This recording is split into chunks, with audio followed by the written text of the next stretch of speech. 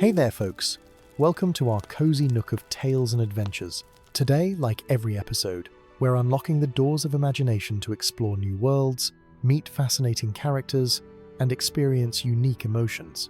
I promise to take you on an unforgettable journey through the power of words. So get comfy, grab your favorite drink, snuggle into that perfect spot, and get ready to lose yourself in a new story. Leave the outside world behind for a while, and dive with me into the depths of storytelling. If you enjoy our content and want to support the channel, consider hitting the subscribe button and giving the video a thumbs up. Now, without further ado, let's dive into today's story.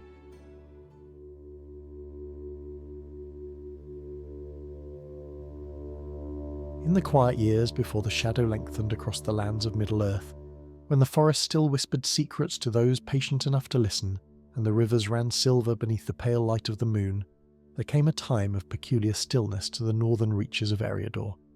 It was in these days, when autumn had just begun to paint the leaves in hues of amber and rust, that Gandalf the Grey found himself travelling the old roads that wound through the weather hills, his grey robes trailing in the dust behind him, and his staff striking a steady rhythm against the ancient stones. The wizard had been summoned by a message most unusual. It had come not by raven nor by rider, but by dream. 3 nights in succession, while resting beneath the stars near the ruins of Weathertop, Gandalf had seen the same vision: a village shrouded in perpetual twilight, children who could no longer laugh. And at the centre of it all, a well of deepest black from which no water would flow, only silence so profound it seemed to swallow all joy from the surrounding lands. Upon waking from the third such dream, Gandalf had known with the certainty that comes to those who serve powers greater than themselves that this was no mere fancy of a wandering mind. Somewhere in the wild country north of the Great Road, a community suffered under an affliction that required his particular attention. And so he had set forth, guided by intuition and the subtle promptings of forces unseen, toward whatever darkness awaited him in the forgotten corners of the world. The village of Thornhallow revealed itself on the 5th day of his journey, nestled in a shallow valley where once, in ages past, a great forest had grown. Now only scattered copses remained, their trees twisted and bent as though permanently braced against some terrible wind. The village itself was modest, perhaps 40 homes of stone and thatch arranged around a central green where a massive oak tree stood, its branches bare despite the season, reaching toward the sky like the grasping fingers of one who drowns. But it was not the tree that drew Gandalf's attention as he descended into the valley. It was the silence.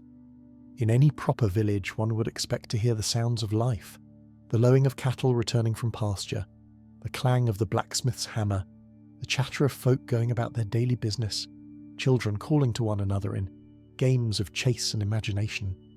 Yet Thornhallow offered none of these comforts.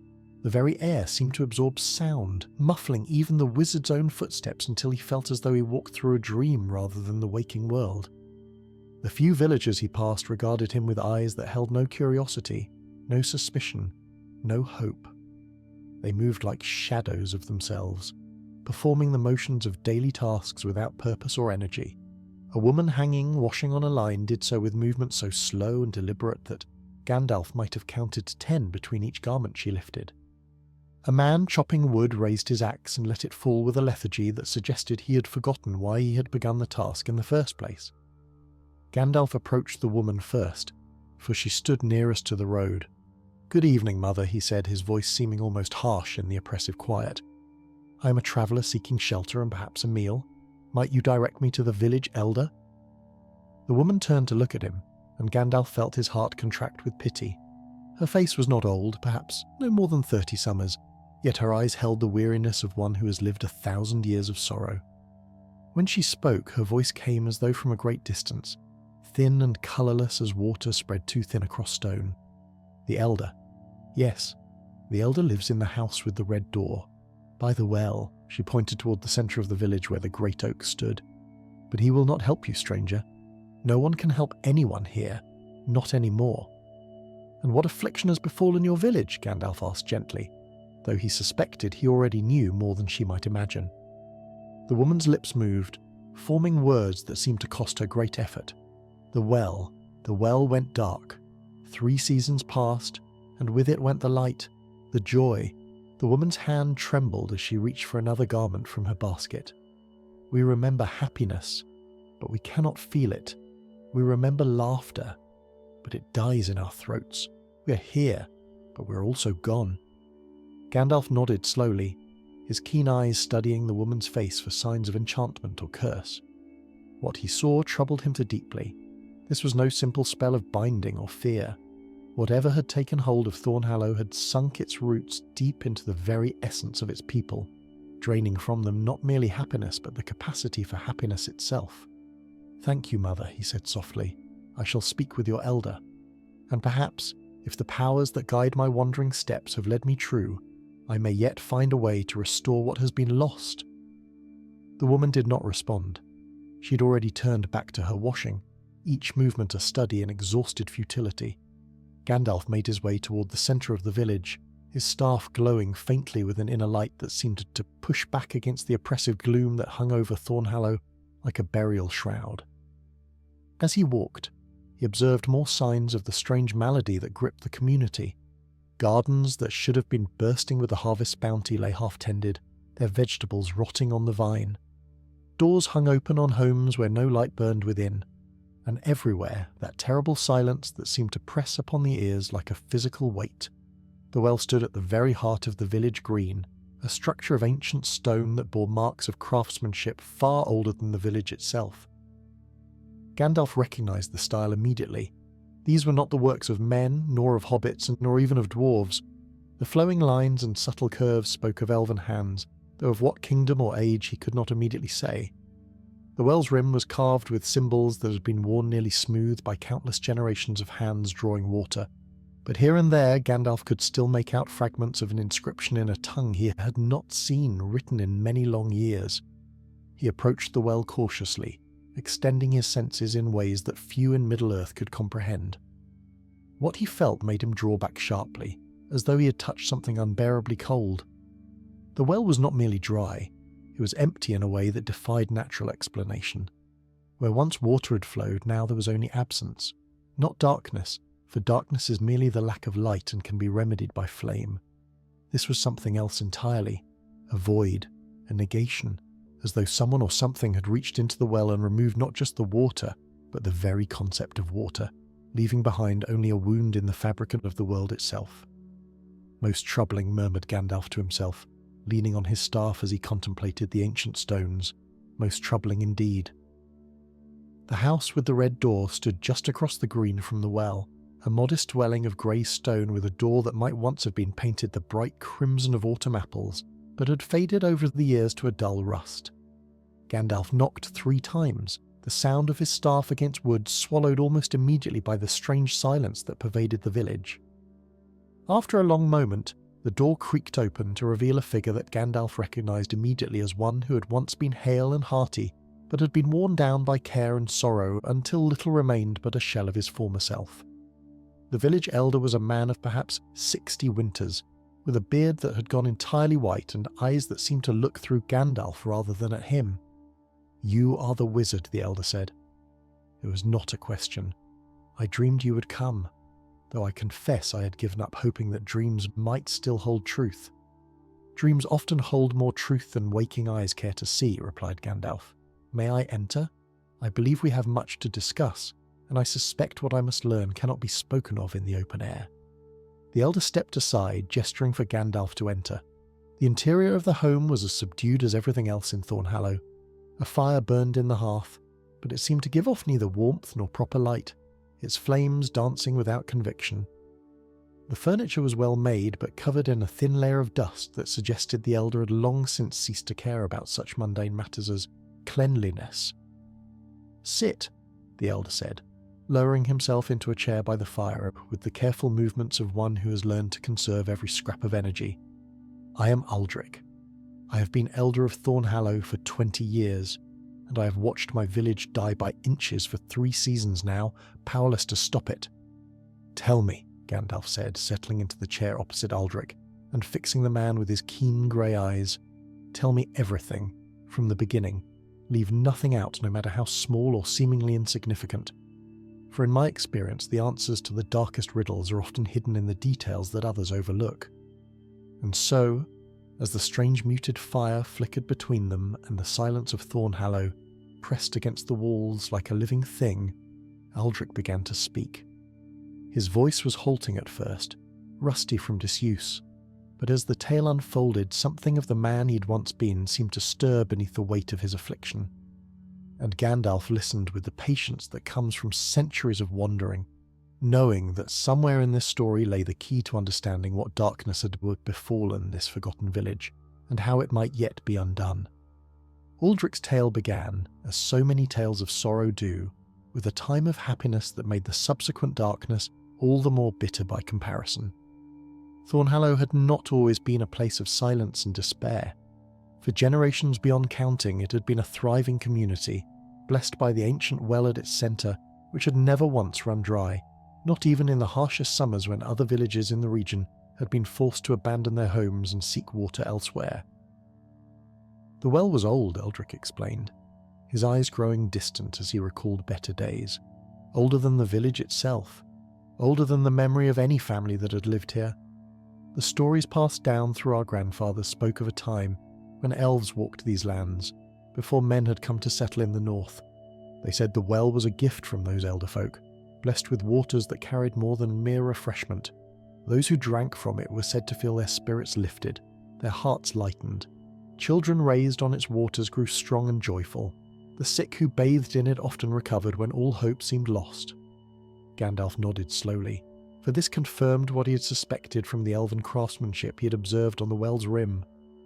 The Firstborn had indeed left many such gifts scattered across Middle-earth in the ages before their power waned, wells and springs and pools touched by their art that carried blessings beyond the understanding of later peoples.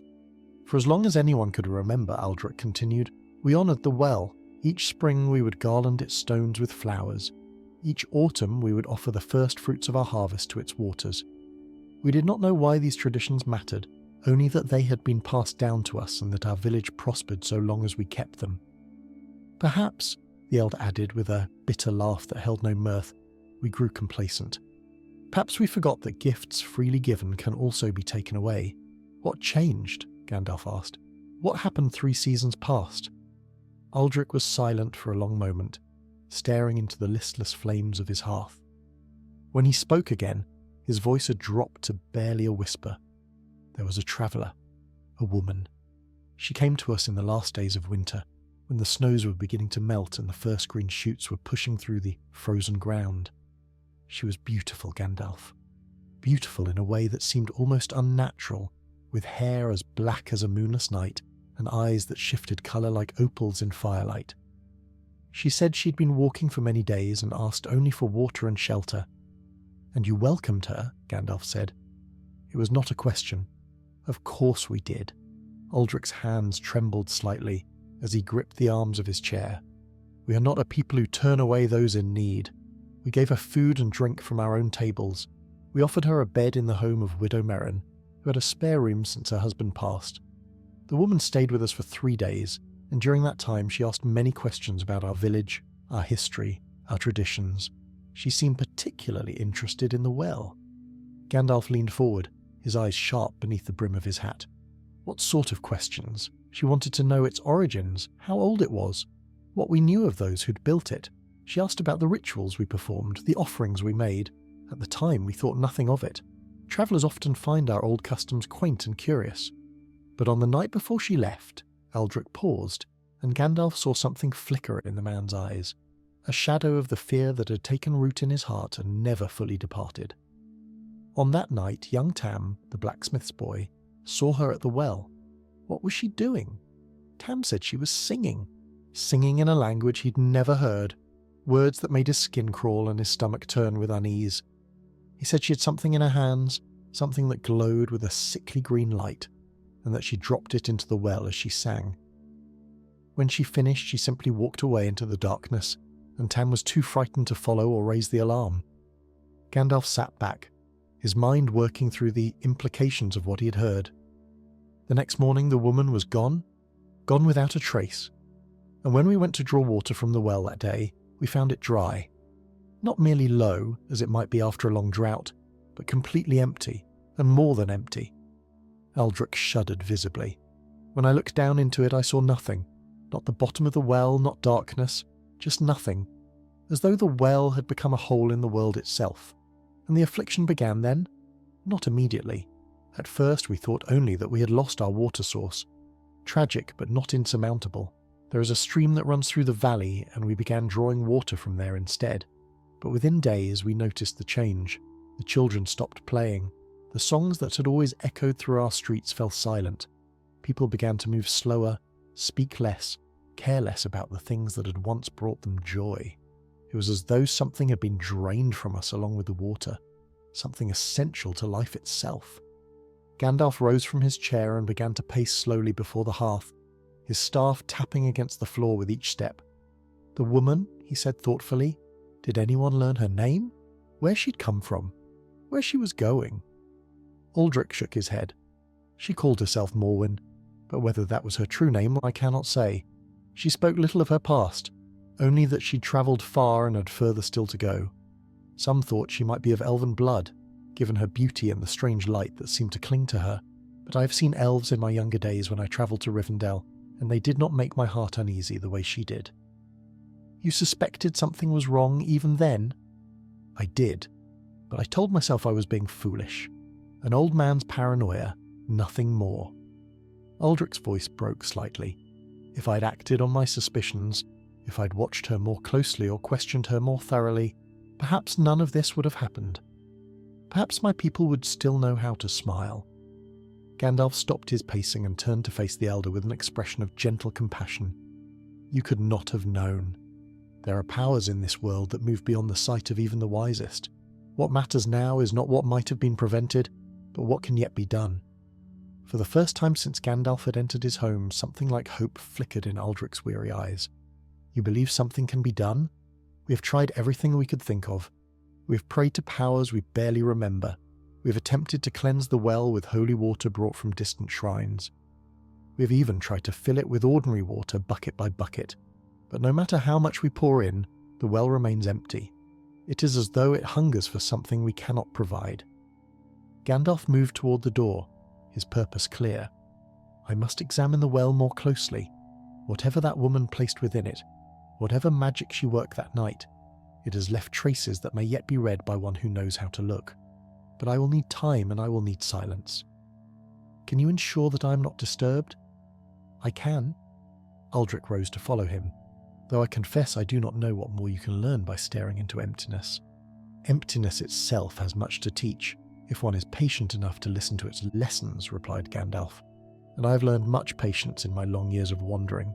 The night had fully fallen by the time Gandalf returned to the well, though the darkness that covered Thornhallow seemed hardly different from the twilight that preceded it. The stars above were dim, as though even they struggled to penetrate the pall that hung over the village. Gandalf stood at the well's edge and looked down into the void that had once held blessed waters. For a long time he simply stood and observed, letting his senses extend outward in ways that would have been impossible to explain to any mortal observer. He felt the shape of the absence before him, its edges and depths, the way it sat within the fabric of reality, like a wound that refused to heal. And slowly, like the first faint light of dawn creeping over the horizon, understanding began to form in his ancient mind. This was no simple curse of spite or malice. This was something far older and far more deliberate. The woman called Morwen had not merely poisoned the well or blocked its flow. She had performed a working of considerable power, one that had severed the connection between the physical wellspring and the spiritual blessing that had sustained it for countless years. The joy and vitality that had once flowed through the waters to the people of Thornhallow had been redirected, stolen, channeled elsewhere for purposes Gandalf could only begin to guess at. And whatever had been placed in the well to achieve this end remained there still, hidden in the void, continuing its dark work with every passing moment. Gandalf would need to descend into that emptiness to find it, and he suspected that what waited for him there would not yield its prize without a struggle. The decision to descend into the well was not one Gandalf made lightly.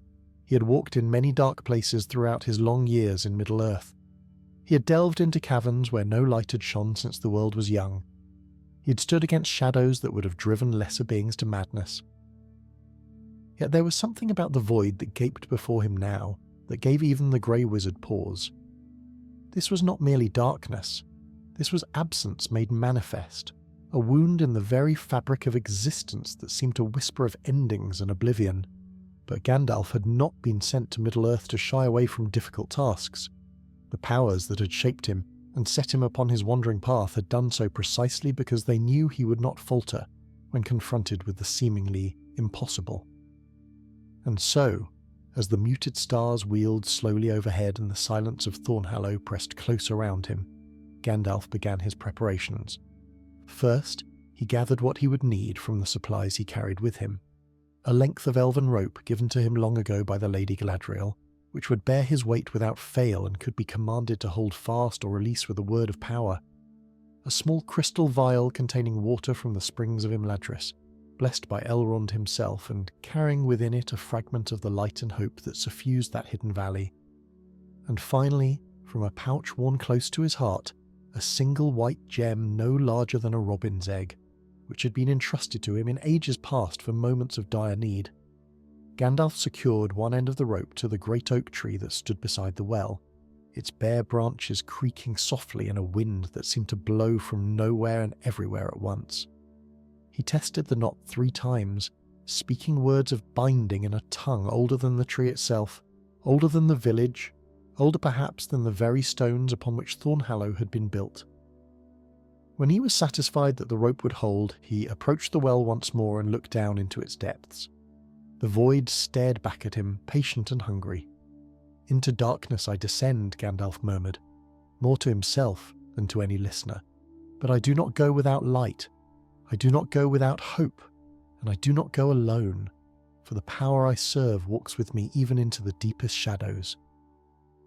With those words, he grasped the rope firmly in both hands and lowered himself over the edge of the well. The sensation was unlike anything Gandalf had experienced in all his years of wandering. As he descended past the lip of the ancient stones, the world above seemed to fade away, not gradually as it would in any natural cave or cavern, but suddenly and completely, as though it had never existed at all. The rope in his hands remained solid and real, a lifeline connecting him to the world of light and life, but everything else had become formless and indistinct. Gandalf continued his descent hand over hand into the emptiness. Time itself seemed to lose meaning in this place. He might have been climbing down for minutes or hours or days. The void offered no landmarks by which to measure progress, no sounds to break the absolute silence, no sensations beyond the rough texture of the rope against his palms and the steady beating of his own heart. And then, just when he had begun to wonder if the descent would continue forever, if the well had no bottom and he would simply fall through emptiness for all eternity, Gandalf felt something change. The quality of the void around him shifted, becoming somehow denser, more present. He was approaching something that waited in the darkness below. His staff, which he had secured to his back before beginning his descent, began to glow of its own accord. The light it cast was strange in this place, illuminating nothing but itself, a small sphere of radiance surrounded by infinite blackness. Yet the light seemed to displease whatever lurked below. Gandalf felt a pressure against his mind, a wordless command to extinguish the flame, to surrender to the darkness, to let go of the rope and fall forever into the welcoming void. He refused. "I am a servant of the secret fire," Gandalf spoke into the emptiness, his voice carrying power that seemed to push back the darkness by inches. "I carry within me a flame that was kindled before the world was made. Your darkness cannot quench it. Your whispers cannot turn me from my purpose." The pressure intensified. Images began to flash through Gandalf's mind, visions designed to weaken his resolve. He saw the people of Thornhallow withering away to nothing, their spirits drained until they became less than shadows. He saw the darkness spreading outward from this well, consuming village after village, town after town, until all of Middle-earth lay under a pall of endless despair. He saw himself failing, falling, becoming one with the void he'd sought to challenge. But Gandalf had faced the whispers of darkness before. He'd stood against the malice of Sauron himself and had not been broken. These visions, terrible as they were, could not shake a will that had been forged in the fires of creation itself. With a word of power, he commanded the rope to hold fast, and with another, he released his grip and dropped the final distance to whatever waited below. He landed on something solid, though he could not say what. The surface beneath his feet was neither stone nor earth nor metal, but something else entirely, something that existed only as the boundary between the void and the heart of the darkness. And there, directly before him, illuminated now by the growing light of his staff, Gandalf saw what he had come to find. It was a sphere of perfect blackness, no larger than an apple, hovering in the air at the precise centre of the space. Yet to call it merely black would be to do it a disservice. It was the black of absolute negation, of endings without hope of new beginnings, of joy forever extinguished. Looking at it, Gandalf understood at once what had been done to the people of Thornhallow. This sphere had been crafted to serve as a vessel, a container for stolen vitality. The joy, the hope, the capacity for happiness that had been drained from the villagers through their connection to the well had been collected here, compressed and contained for transport elsewhere. The woman called Morwen had not cursed Thornhallow out of malice alone. She had harvested its people like a farmer harvests wheat, taking from them the very essence of their spirits to feed some darker purpose. Gandalf reached out toward the sphere, and the darkness recoiled. For a moment, wizard and artifact regarded each other across the span of emptiest space, ancient power facing ancient power in a contest that had no room for compromise. "You do not belong here," Gandalf said to the sphere, his voice firm and unyielding. "You are a thief in the night, a parasite feeding on the innocent. Whatever master you serve, whatever purpose you were made to fulfill, your work in this place ends now." The sphere pulsed once, twice, and then began to emit a sound that was not truly a sound at all, but rather a vibration felt in the bones and the blood and the deepest recesses of the soul. It was the sound of despair given voice, of hope abandoned, of every moment of sadness and loss and grief that had ever been experienced by any living creature since the dawn of time. Gandalf felt the weight of it pressing down upon him, seeking to crush his spirit as it had crushed the spirits of the villagers above. For a terrible moment, he felt himself wavering, felt the temptation to simply surrender, to let the darkness take him and end his long wandering at last. But then he thought of the woman hanging her washing, with movements slowed by endless sorrow. He thought of the children who'd forgotten how to laugh. He thought of Aldrich sitting alone by his muted fire, watching his village die by inches and blaming himself for a catastrophe he could never have prevented. And he thought of all the other villagers, all the other people who would suffer the same fate if this darkness was allowed to spread unchecked.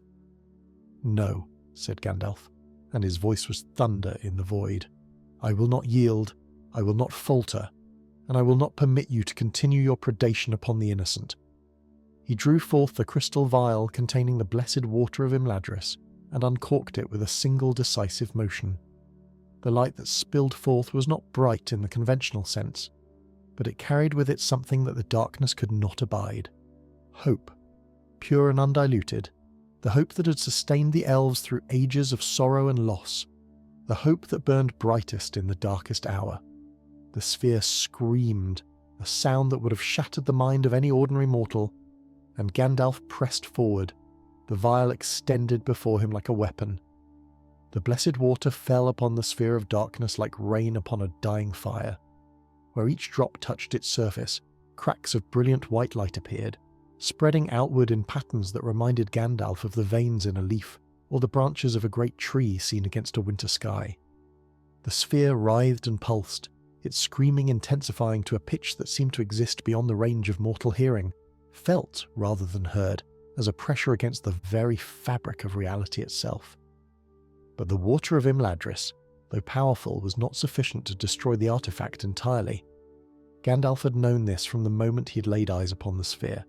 Whatever dark craft had gone into its making, whatever malevolent intelligence had designed it as a vessel for stolen joy, had built into it defences against the simple application of holy power.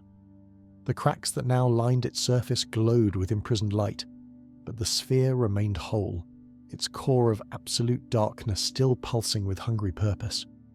Gandalf understood then what must be done.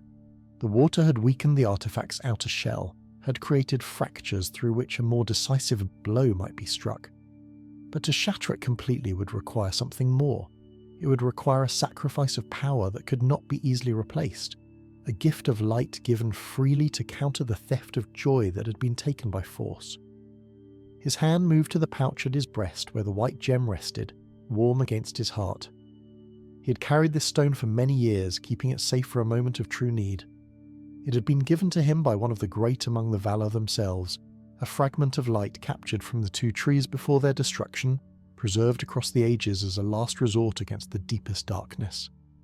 To use it here, in this forgotten well beneath a village that most of Middle-earth had never heard of, might seem to some a waste of power beyond measure. But Gandalf knew better. He knew that the darkness did not discriminate in its appetite, that it fed on the humble and the great alike, and that a single village consumed by despair was no less a tragedy than a kingdom brought low by war. The people of Thornhallow deserved their joy as much as any lord or lady in the great halls of the mighty. Their children deserved to laugh again. Their elders deserved to remember what happiness felt like. And so, without hesitation, Gandalf drew forth the white gem and held it before him. The effect was immediate and profound. Light blazed forth from the stone, not the gentle glow of his staff or the liquid radiance of the blessed water, but something far more fundamental. This was the light that had illuminated the world before the sun and moon were made, the light that had shone upon the faces of the Valar in the first days of creation, the light against which no shadow could stand and no darkness could endure. The sphere of negation seemed to shrink back from it, its screaming rising to new heights of anguished fury. The cracks in its surface widened, and through them Gandalf could see what had been imprisoned within. Faces. Hundreds of faces, perhaps thousands, each one twisted in an expression of sorrow and loss. These were the stolen spirits of Thornhallow's people, the essence of their capacity for joy that had been ripped from them and trapped within this vessel of darkness. "Come forth," Gandalf commanded, his voice carrying the weight of authority that had been invested in him at the beginning of his mission to Middle-earth. "You are held here against your will and against the natural order of the world.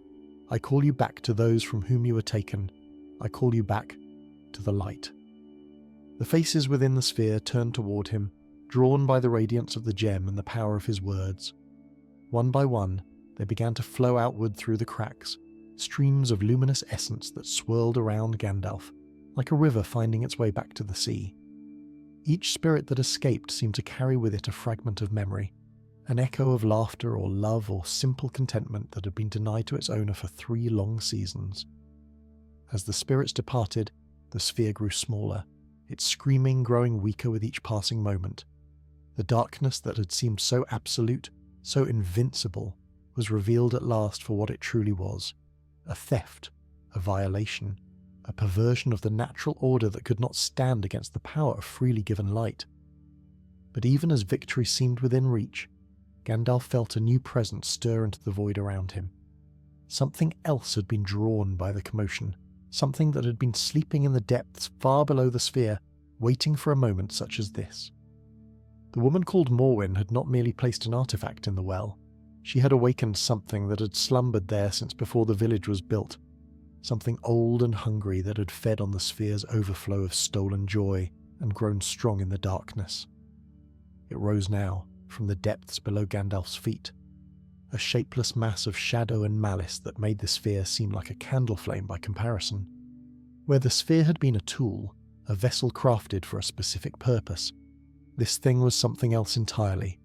This was darkness given form and will, a fragment of the primordial shadow that had existed before the world was made, before light itself had been kindled in the void. Gandalf had faced such entities before, in places far from the gentle lands of the Shire and the peaceful villages of Eriador. He knew that they could not be destroyed by any power he possessed, for they were not truly alive and therefore could not truly die. They could only be driven back, contained, bound by words of power and walls of light. And so, even as the last of the stolen spirits flowed upward toward the world above, Gandalf turned to face this new threat, with the white gem blazing in his hand. "You shall not have them," he declared, his voice ringing through the void with absolute certainty. "These people are not yours to claim. This village is not yours to devour. I stand against you in the name of all that is good and true in this world, and I will not yield." The shadow thing surged toward him, a wave of darkness that sought to engulf and consume. Gandalf raised the gem high, and the light that poured forth met the darkness like a wall of flame. For a moment that seemed to stretch into eternity, the two forces struggled against each other, neither yielding, neither advancing. But Gandalf knew he could not maintain this contest forever. The gem's power, though great, was not infinite. Already he could feel it diminishing, its light growing fractionally dimmer with each passing heartbeat. He needed to end this confrontation quickly, to bind the shadow thing before his strength was exhausted entirely. Drawing upon reserves of will that he had not known he possessed, Gandalf began to speak. The words that fell from his lips were not in any language known to the peoples of Middle-earth. They were older than that, older than the Elves, older than the very stones of the mountains. They were words of binding and banishment, taught to him in ages past by powers greater than himself, held in reserve for moments when all other options had been exhausted. As he spoke, the light of the gem began to change. It no longer simply blazed outward in all directions, but instead began to weave itself into patterns, forming chains and bonds of pure radiance that wrapped around the shadow thing like nets cast over a struggling beast.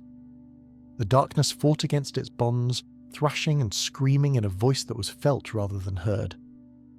But the chains held firm, drawing tighter with each word that Gandalf spoke, until at last the shadow thing was contained within a sphere of light that mirrored the sphere of darkness it had sought to protect.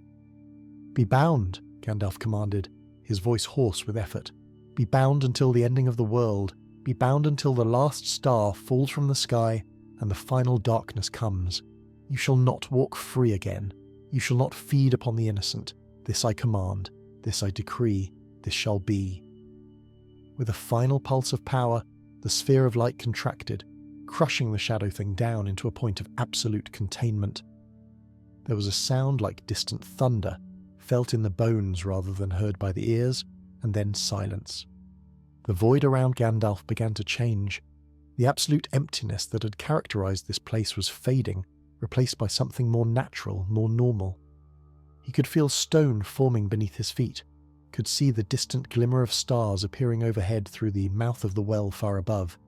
The working was complete. The sphere was destroyed. The shadow thing was bound, and the stolen spirits of Thornhallow were flowing back to their rightful owners. But the cost had been great. The white gem in Gandalf's hand had gone dark, its power exhausted, its light given freely in service of those who could not defend themselves. Gandalf looked at the darkened stone for a long moment, then tucked it back into the pouch at his breast. It had served its purpose. There was no cause for regret. The climb back to the surface was long and arduous, though the way was clearer now than it had been during the descent. The void had receded, replaced by honest stone and earth that formed the natural walls of the well shaft. Water had begun to seep through cracks in the rock, trickling downward in thin streams that caught the light of Gandalf's staff and sparkled like liquid silver. The well was healing itself, drawing moisture from the surrounding earth to fill the emptiness that had been carved into its heart. Gandalf climbed hand over hand, his muscles aching with the effort, his spirit weary from the contest he had just endured. The elven rope remained true to its nature, bearing his weight without complaint and responding to his spoken commands as readily as it had when first he had descended into the darkness. When at last his hand reached the lip of the well, and he pulled himself over onto the solid ground of Thornhallow's village green, the first light of dawn was breaking over the eastern hills. He lay there for a moment, simply breathing, feeling the cool grass beneath his back and the gentle warmth of the rising sun upon his face. It had been a long night's work, perhaps the most demanding he'd undertaken in many years, but as he looked up at the sky above, watching the stars fade one by one into the brightening blue, Gandalf felt a satisfaction that went deeper than mere relief at survival. He had done what he'd come to do. The darkness had been defeated. The stolen joy was returning to those from whom it had been taken. As if in confirmation of this thought, a sound reached his ears that made him smile despite his exhaustion. It was laughter, thin and uncertain at first, as though the one who laughed had forgotten how, but growing stronger and more confident with each passing moment. Gandalf turned his head and saw a young boy, perhaps 7 or 8 years old, standing in the doorway of a nearby cottage. The child was laughing at nothing in particular, simply laughing for the pure joy of being alive, tears streaming down his cheeks as Emotions long suppressed finally found release. And he was not alone. Throughout the village, doors were opening, voices were rising, people were emerging into the dawnlight with expressions of wonder and bewilderment on their faces. Some wept, some laughed, some simply stood in silence, their hands pressed to their hearts as though feeling them beat for the first time in months. The strange stillness that had hung over Thornhallow like a burial shroud was lifting, burned away by the returning light of restored spirits. Gandalf pushed himself to his feet, leaning heavily on his staff, and looked toward the house with the red door. Aldrich stood in the doorway, his aged face transformed by an expression of hope so profound that it seemed to take decades from his appearance. When he saw Gandalf standing by the well, he hurried across the green, his steps quick and purposeful in a way they had not been since the darkness first fell upon his village. "You did it," Aldrich said, his voice thick with emotion. "I do not know how, and I suspect I would not understand if you told me, but you did it. I can feel it. The weight is gone, the silence is broken. We're ourselves again." "The well is restored," Gandalf confirmed, gesturing toward the ancient stones behind him. Already the water level was rising visibly, clear and sweet, and touched once more with the blessing that had sustained Thornhallow for generations. "But I must warn you, Aldrich, what was done to your village was not random cruelty. The woman who called herself Morwen acted with purpose. She harvested your people's joy for a reason, and that reason remains unknown to me." Aldrich's expression sobered, though the light of hope did not entirely leave his eyes. "You believe she will return? I do not know, but I intend to find out." Gandalf looked toward the road that led out of the valley, toward the wider world beyond. "There are questions that must be answered. Who is this Morwen? What master does she serve? What purpose could require the theft of an entire village's capacity for happiness? Until these questions are answered, the threat she represents remains. Then you will leave us," Aldrich said. "It was not a question. I must, but not immediately." Gandalf turned back to the elder with a gentle smile. "First, I believe I would very much appreciate a warm meal and a soft bed. And then, if you would be so kind, I should like to speak with young Tam, the blacksmith's boy who witnessed Morwen at the well. There may be details in his memory that could help me understand what we face." "Of course." Aldrich bowed his head in gratitude. "Anything you need, Gandalf. Anything at all. You have given us back our lives. Whatever we have is yours." The day that followed was unlike any Thornhallow had known in 3 seasons. The village, so long shrouded in silence and despair, erupted into something approaching chaos as its people struggled to process the sudden return of emotions they had nearly forgotten how to feel. Children ran shrieking through the streets, their games wild and unstructured, burning off months of suppressed energy in a single afternoon. Adults embraced one another, weeping and laughing by turns, sharing memories of the dark time that had passed and making promises about the brighter days to come. Gandalf observed it all with quiet satisfaction, though he did not participate directly in the celebrations. His mind was already turning toward the questions that remained unanswered, the mystery of Morwen and her purposes that hung over this victory like a cloud threatening rain. In the early afternoon, after he'd rested and eaten his fill of the finest meal the village could provide, Gandalf sat down with young Tam in the shade of the great oak tree. The boy was perhaps 12 years old, with a shock of red hair and freckles scattered across his nose like stars across the night sky. His eyes, which had been dull and lifeless when Gandalf first arrived, now sparkled with the curiosity and energy natural to a child his age. "Tell me everything you remember," Gandalf said gently. "Take your time. No detail is too small to be important."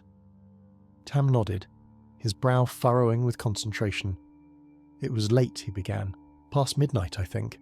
I'd gotten up to use the privy and saw a light moving outside my window. I thought maybe someone had dropped a lantern or there was a fire starting, so I went to look." "And you saw Morwen at the well?" "Yes. She was standing at the edge, looking down into the water. But it was not just looking. She was doing something, moving her hands in patterns like she was weaving something invisible. And she was singing, but not in any language I'd ever heard. The words made me feel sick, like I'd eaten something rotten." Gandalf leaned forward slightly. "Can you remember any of the words? Even a fragment might be useful." Tam closed his eyes, his face screwing up with effort. There was one phrase she repeated several times. It sounded like... He struggled to form the unfamiliar sounds. Nargul Tharak Morgash, or something like that. I am not certain I have it right. Gandalf went very still. The words the boy had spoken, however imperfectly rendered, were enough for him to recognise their origin. This was no dialect of men or elves or even the corrupted speech of orcs. This was the black speech of Mordor, the tongue devised by Sauron himself in the Dark Years, used only by his most devoted servants. The implications were deeply troubling. If Morwen served the Dark Lord, then her actions in Thornhallow were not isolated. They were part of something larger, something that threatened not just this village, but all the free peoples of Middle-earth. "You have done well to remember this, Tam," Gandalf said, keeping his voice calm so as not to frighten the boy. "Is there anything else? Anything at all?" Tam hesitated. There was one other thing. When she finished her singing and dropped something into the well, she looked up at the sky, and she said something else. In the common tongue this time. She said, "The Master will be pleased. The harvest begins. The harvest begins." Gandalf repeated the words softly, his mind racing through their implications. "Thank you, Tam. You have been most helpful." As the boy scampered off to rejoin his friends in their games, Gandalf remained beneath his oak tree, his pipe unlit in his hand, staring at nothing as he considered what he had learned. Thornhallow had not been chosen at random. It had been harvested, and if one village could be harvested, so could others. The shadow was growing, and Gandalf knew he could not rest until he had found its source. 3 days Gandalf remained in Thornhallow, resting his weary body and gathering what information he could about the mysterious woman who had brought such sorrow to the village. He spoke with everyone who had interacted with her during her brief stay, piecing together fragments of conversation and observation, like a scholar assembling a shattered mosaic. Each detail, however small, added to his understanding of who Morwen was and what she might be planning. The widow Marin, in whose home Morwen had lodged, provided the most useful insights. She was a sharp-eyed woman of 60 winters who had lost her husband to a fever some years past, but had retained all her mental faculties despite her grief. She remembered Morwen vividly and spoke of her with a mixture of fascination and unease that had only deepened since learning the truth of what the stranger had done. She asked many questions about the old days, Marin told Gandalf as they sat together in her small but tidy kitchen, about the time before men came to settle in this valley. She wanted to know if there were any ruins nearby, any places where the old powers might still linger. I thought she was merely curious, the way travellers sometimes are about local history. But now I wonder if she was searching for something specific. Did she ever mention where she had come from? Gandalf asked, or where she intended to go when she left? Marin shook her head slowly. She spoke little of herself, but there was one thing she said that struck me as odd at the time. She said she had visited many villages like ours, places where the old blessings still held sway. She called them wellsprings of the spirit. I thought it was poetic language, nothing more, but now I think perhaps she meant it quite literally, wellsprings of the spirit. Gandalf turned the phrase over in his mind. It confirmed what he had suspected. Thornhallow was not the first village Morwen had visited, and it would not be the last. She was moving across the land, seeking out places where ancient blessings remained strong and draining them of their power for purposes yet unknown. The question was where she would strike next, and whether Gandalf could reach her before she completed her dark harvest. On the morning of his 4th day in Thornhallow, Gandalf bid farewell to Aldrich and the villagers who had gathered to see him off. The well now flowed freely once more, its waters clear and sweet and touched with the subtle blessing that had sustained the community for generations. Children played in the village green, their laughter rising like music toward the brightening sky. The nightmare was over for Thornhallow, but Gandalf knew that for others the nightmare might only be beginning. "You have our eternal gratitude," Aldrich said, clasping Gandalf's hand firmly. "If ever you have need of anything at all, you have only to ask. Thornhallow will not forget what you have done." "Remember the rituals," Gandalf replied, "the offerings and observances that your ancestors practiced. They were not mere superstition. They were acknowledgement of the gift you had been given and respect for the powers that granted it. Such respect is the best protection against those who would exploit what you have. We will remember." Aldrich bowed his head. "And we will teach our children to remember as well." Gandalf mounted Shadowfax, the great horse who had carried him across countless miles of Middle-earth in his wanderings, and turned toward the road that led out of the valley.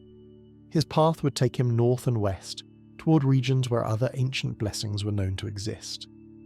If Morwen was indeed harvesting such places, logic suggested she would seek out the most powerful sources first.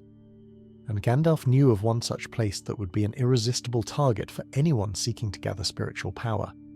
The Pool of Mirrors lay 3 days' ride from Thornhallow, nestled in a secluded glen where the borders of the Shire, Breeland, and the wild country to the north came together. Unlike the Well of Thornhallow, which had been crafted by elven hands in ages past, the pool was a natural formation, a place where the waters of 3 underground springs converged in a basin of white stone that had been worn smooth by countless years of gentle erosion. The elves had discovered the pool in the First Age and had recognized its power immediately. The waters possessed the ability to reflect not merely physical forms, but deeper truths as well. Those who gazed into the pool with pure intent might see visions of what was, what is, and what might yet be. Those who approached with malice in their hearts would see only darkness and confusion, their own evil reflected back at them in forms too terrible to bear. For this reason, the pool had never been fortified or guarded in any conventional sense. Its own nature provided protection against those who would misuse it. But Gandalf wondered now if that protection would be sufficient against one who wielded the dark arts that Morwen had demonstrated in Thornhallow. The sphere of negation she had placed in the well had been designed specifically to circumvent the natural defences of blessed places, to drain them of power without triggering the safeguards that would normally prevent such theft. If she had already visited the Pool of Mirrors, if she had already worked her dark harvest there, the consequences could be severe indeed. The pool served as a source of guidance for many who sought wisdom in troubled times. Rangers of the north had been known to consult its waters before embarking on dangerous missions. Even the wise, the great among the elves and wizards who counselled the free peoples, had occasionally sought its visions in moments of uncertainty. To lose such a resource would be a blow against all who stood against the growing shadow. Gandalf rode hard, pushing Shadowfax to speeds that would have exhausted any lesser horse. The great grey stallion seemed to sense his rider's urgency, and responded with all the strength and endurance that had made him legendary among the horses of Middle-earth. Villages and farms flew past in blurs of green and brown. Rivers were forded, hills were climbed, and the miles fell away beneath thundering hooves. On the evening of the second day, as Gandalf made camp in a sheltered hollow beside a stream that would eventually flow into the pool's feeding springs, he became aware that he was not alone. The sensation was subtle at first, a prickling at the back of his neck, a feeling of being observed by unseen eyes. But as the night deepened and the stars emerged overhead, the presence grew stronger, until Gandalf was certain that someone or something was watching him from the darkness beyond his small fire. He did not reach for his staff or make any sudden movements. Whatever lurked in the shadows had not attacked, which suggested it was either cautious or curious or both. Gandalf had learned long ago that patience was often the best weapon against the unknown. "You may approach," he said calmly, not looking up from the flames.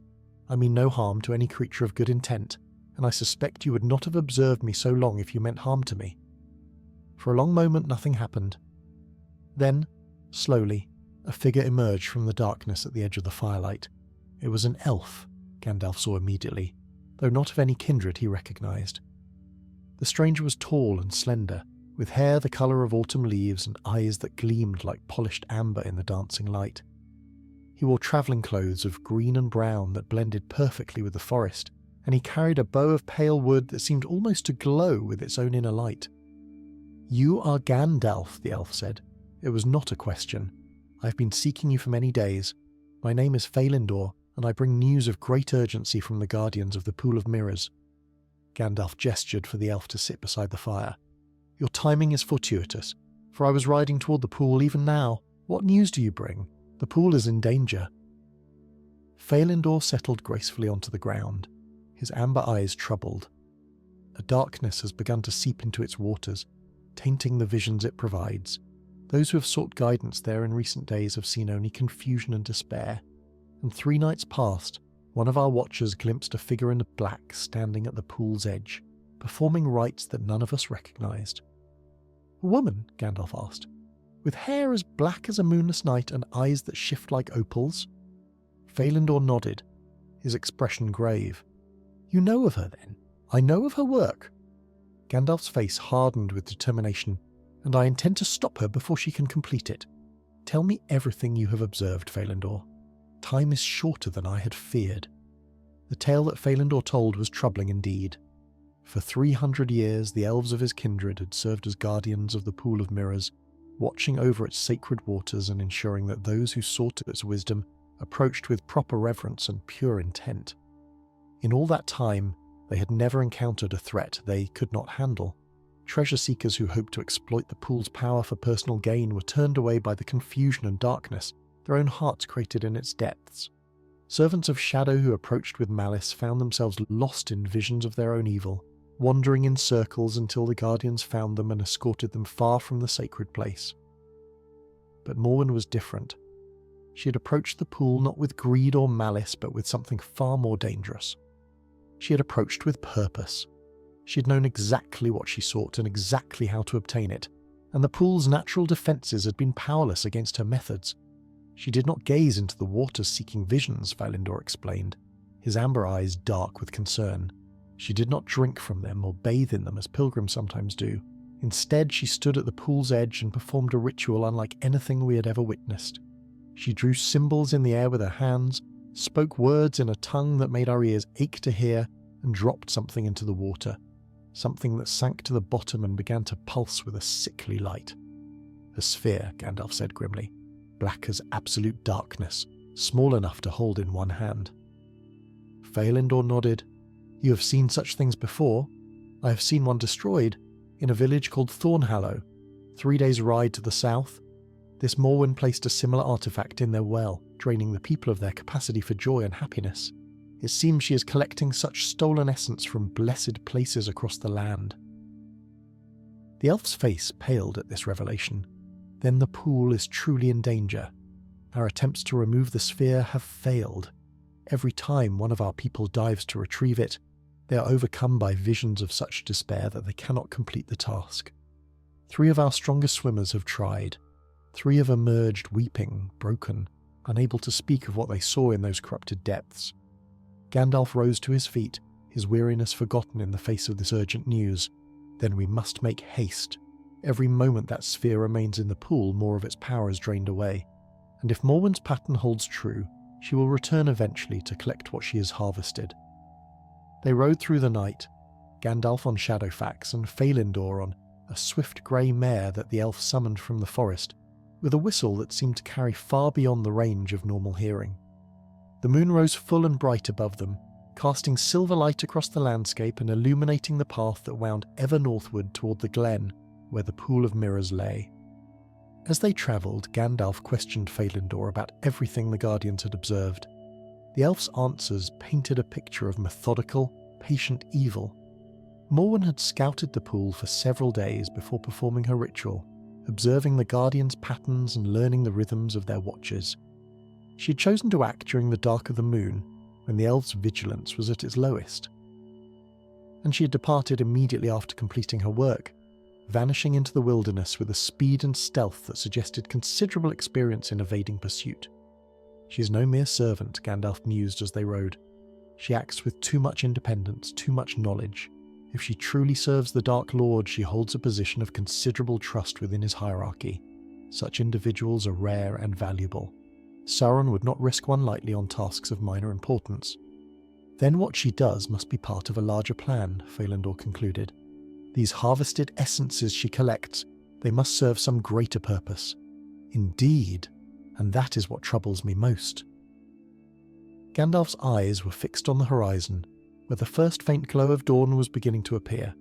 Joy, hope, the power of blessed waters and sacred pools, these are not weapons of war in any conventional sense.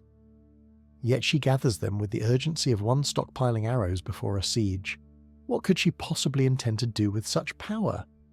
The question hung unanswered in the air between them as they crested the final ridge and looked down upon the glen of the Pool of Mirrors. Even from a distance, Gandalf could see that something was terribly wrong. The pool, which should have reflected the lightening sky like a mirror of polished silver, instead appeared dark and murky, its surface roiling with agitation that had no natural source.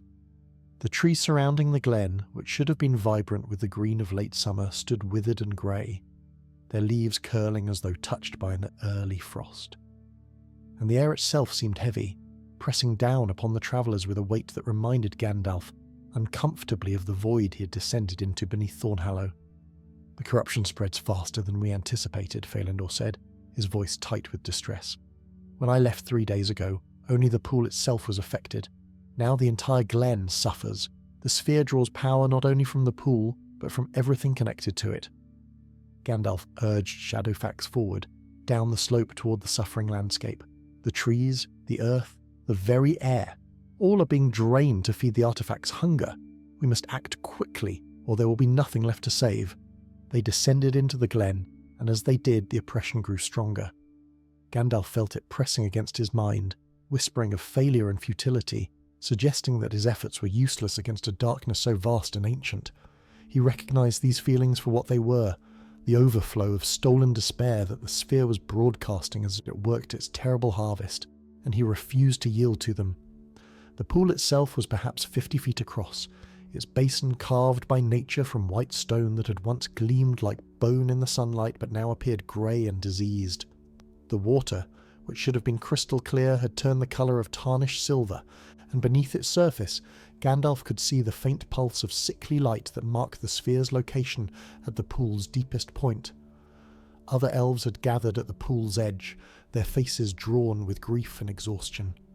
They looked up as Gandalf and Felinor approached, and in their eyes the wizard saw something he'd rarely witnessed in the Firstborn.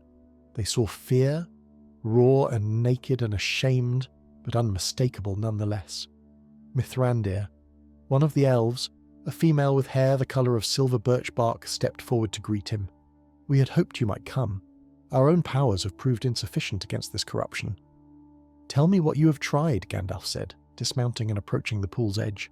The elf, whose name was Celebrimbor, listed their efforts. Songs of cleansing passed down from the earliest days of their kindred. Blessed objects dropped into the water in hopes of disrupting the sphere's power. Even attempts at physical retrieval by their strongest swimmers. All had failed.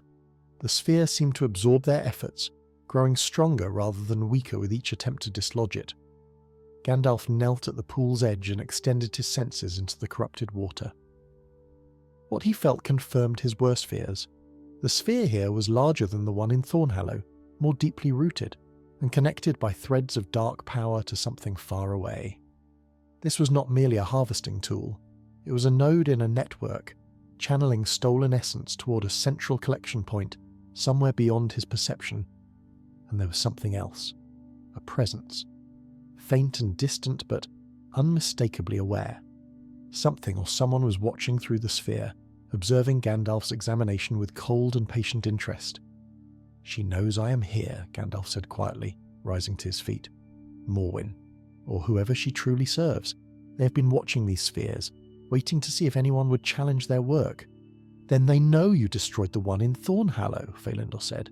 "Yes, and they know I will attempt to destroy this one as well."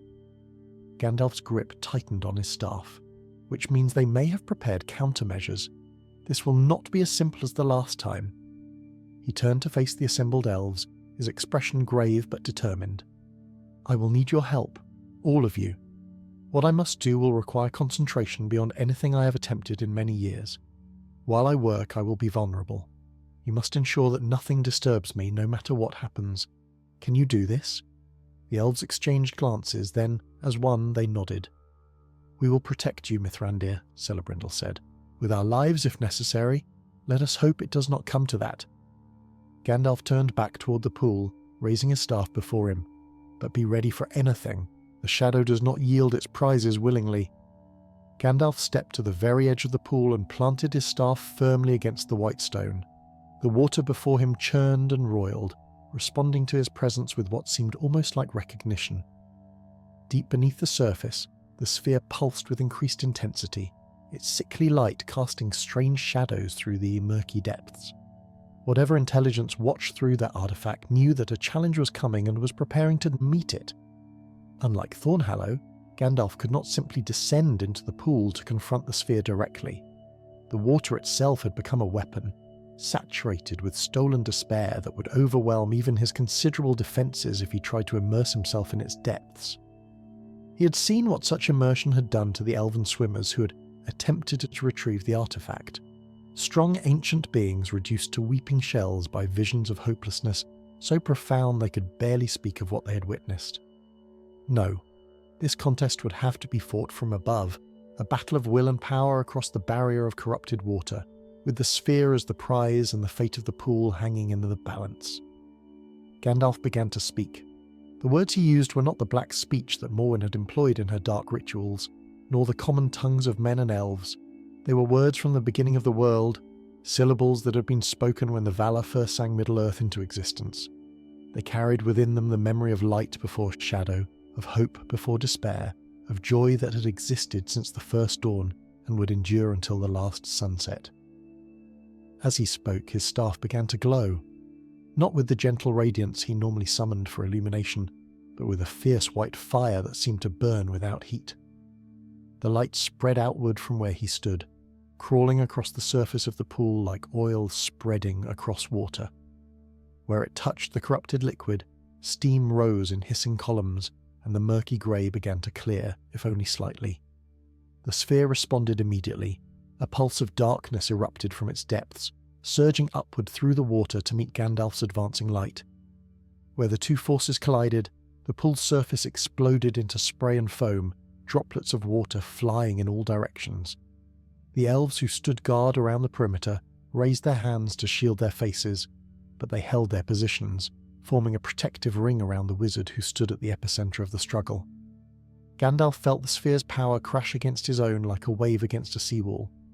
It was stronger than he'd anticipated, fed not only by the pool's essence but by the network of other spheres scattered across the land.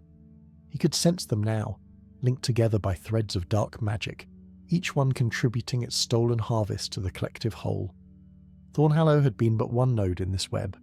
There were others, perhaps dozens, perhaps hundreds, all feeding their plunder towards some central point that remained shrouded from his perception. The weight of that realization nearly broke his concentration. How could he hope to stand against such coordinated evil? How could one wizard, however powerful, challenge a network that spanned the breadth of Middle-earth? But then he remembered the faces of Thornhallow's people when their joy had been restored to them. He remembered the laughter of children who had forgotten how to laugh. He remembered the tears of relief in Aldrich's eyes when he realized his village would live again. One sphere at a time, one village at a time, one battle at a time. That was how evil was defeated. Not in grand, sweeping victories, but in the steady accumulation of smaller triumphs, each one a candle lit against the darkness. Gandalf redoubled his efforts. The words pouring from his lips grew louder, more insistent, carrying with them all the authority that had been invested in him at the beginning of his mission to Middle-earth. His staff blazed brighter, and the light spreading across the pool's surface pushed deeper, driving back the murky corruption inch by hard-won inch. The sphere fought back with everything it had. Visions began to assault Gandalf's mind, images designed to break his will and shatter his concentration. He saw Middle-earth in flames, its forests burned to ash, its rivers poisoned, its peoples enslaved or destroyed. He saw himself failing, falling, becoming one with the darkness he had sought to oppose. He saw every mistake he had ever made, every person he had failed to save, every moment of doubt or weakness across his long years of wandering. But Gandalf had faced such temptations before. He had stood in the presence of Sauron himself and had not been broken. He had walked through shadows that would have driven lesser beings to madness. These visions, terrible as they were, could not shake a purpose that had been forged in the light of the Valar themselves. "I see your tricks," he declared, his voice ringing across the glen with the force of thunder. "I see your lies. You show me what might be if I fail, but you cannot show me what will be if I succeed. And that is because you fear it. You fear the light. You fear the hope. You fear the simple, stubborn refusal of mortal beings to surrender to despair." The sphere pulsed violently, its light flickering with what might have been rage or fear or both. The water around it began to churn, whipping into a whirlpool that spiraled down toward the artifact at its center. Gandalf felt the pull of that vortex, felt it trying to drag his power down into the depths where it could be absorbed and neutralized. He planted his feet more firmly and pushed back. The light from his staff condensed, focusing into a beam of pure radiance that lanced downward through the water toward the sphere. Where the beam touched the corrupted liquid, it cleared instantly, creating a corridor of clean water that extended all the way to the pool's bottom. And there, revealed at last in the light of Gandalf's power, lay the sphere. It was larger than the one in Thornhallow, perhaps twice the size, and its surface was covered with intricate patterns that seemed to writhe and shift as he watched. The dark artifact pulsed like a heart, each beat sending waves of stolen despair rippling outward through the pool and beyond. Gandalf knew he could not simply shatter this sphere as he had the last. The network it was connected to would sense the attack and channel reinforcements through the threads of dark magic that linked them all together. He needed to sever those connections first, to isolate this node before striking the final blow. The words he spoke now were different. Not words of power and light, but words of cutting and separation. Words that sliced through the invisible threads, connecting the sphere to its sisters across the land. With each syllable, he felt another connection snap, another channel close. The sphere's pulsing grew more frantic as it sensed what was happening, as it realized that it was being cut off from the network that had made it so powerful. Behind him, Gandalf heard the elves cry out in alarm. Something was happening at the edges of the glen, something that required their attention. But he could not afford to look, could not afford to break his concentration even for a moment. Whatever threat approached, the elves would have to handle it. His focus had to remain on the sphere. The last connection snapped with a sensation like a string breaking under tension. The sphere was isolated now, dependent solely on its own power and the harvest it had already collected. It was still formidable, still dangerous, but it was no longer drawing strength from the vast network that had supported it. Now, Gandalf breathed, and his voice carried the weight of ages. Now we end this. He drew upon every reserve of strength he possessed. The light from his staff intensified until it was almost painful to look upon, a miniature sun blazing at the pool's edge. The beam that lanced downward through the water broadened and strengthened, surrounding the sphere in a cocoon of pure radiance. The artifact screamed. There was no other word for the sound that erupted from its depths, a wail of fury and despair that echoed not through the air but through the minds of all present. The elves fell to their knees, clutching their heads against the psychic assault. Even Gandalf staggered, his concentration wavering for just a moment. And in that moment, he felt something change. A presence that had been watching from far away suddenly drew closer, manifesting through the sphere with terrible purpose. A voice spoke in his mind, cold and contemptuous and unutterably ancient. "You interfere with matters beyond your understanding, little wizard." The voice dripped with malice. "You think you have won a victory here, but you have only announced yourself as an enemy. And enemies of my master do not live long." The sphere exploded. The force of the explosion threw Gandalf backward through the air. He landed hard on the white stone at the pool's edge, his staff flying from his grip to clatter across the ground several feet away. For a moment he lay stunned, his vision swimming with after-images of the brilliant light that had erupted from the sphere's destruction. His ears rang with a high-pitched tone that seemed to come from everywhere and nowhere at once. But he was alive, and more importantly, he could feel that the sphere was gone. Its malevolent presence, which had pressed against his senses like a weight upon his chest, had vanished entirely. The corrupted water of the pool was already beginning to clear, the murky grey fading to silver as the artifact's influence dissipated. Gandalf pushed himself to his feet, ignoring the protests of muscles that had been pushed far beyond their normal limits. Around him, the elves were recovering from the psychic assault that had accompanied the sphere's death cry. Celebrindle was the first to rise, her silver hair dishevelled and her face pale, but her eyes burning with a fierce light that spoke of anger rather than defeat. "Mithrandir," she said, hurrying to his side, "are you injured? Nothing that rest will not cure." Gandalf retrieved his staff and leaned upon it heavily, feeling every one of his many years into the ache of his bones. "But we have little time for rest." The voice that spoke through the sphere before its destruction was not Morwyn's. It was something far older, far more powerful, and it knows now that someone is working against its plans. "The Dark Lord himself?" Felindor asked, his amber eyes wide with concern. Gandalf shook his head slowly. "No, not Sauron." The voice was different, ancient in its own way, but Not the same presence I have felt when standing against the shadow of Mordor. This is something else. Another player in the game, perhaps. Or a servant so highly placed that it has developed its own distinct character. He turned to look at the pool, which was clearing more rapidly now. Already he could see glimpses of the white stone bottom, free of the dark artifact that had polluted it for so many days. The stolen essence that the sphere had collected was dispersing, returning to the water and the earth and the air from which it had been taken. The pool of mirrors would recover, given time, but the network remained. Gandalf had severed this node's connections, but the other spheres were still out there, still harvesting, still feeding their stolen power towards whatever central point Morwen and her master had established. Destroying one artifact, even two, was not enough. He needed to find the source, the heart of the web, and strike there. What did the voice mean? Celebrindle asked, her brow furrowed with concern. It spoke of matters beyond your understanding. What plans could require the theft of joy and hope from so many places? That is the question I have been pondering since Thornhallow. Gandalf began to pace slowly along the pool's edge, his mind working through the implications of what he had learned. Stolen essence, harvested spirit, the capacity for happiness, drained from people and places alike. These are not things that have obvious military value. You cannot forge them into weapons or use them to breach castle walls. Perhaps they intend to corrupt them, Valinor suggested, to twist the stolen joy into something dark. Despair, perhaps, or hatred. Perhaps, but that seems inefficient. Gandalf stopped his pacing and stared into the clearing waters of the pool. If you wished to spread despair, you would not need to steal joy first. You would simply create despair directly, as the sphere did through its broadcasts of stolen sorrow. No, there must be something else. Some use for pure, uncorrupted essence that I am not seeing.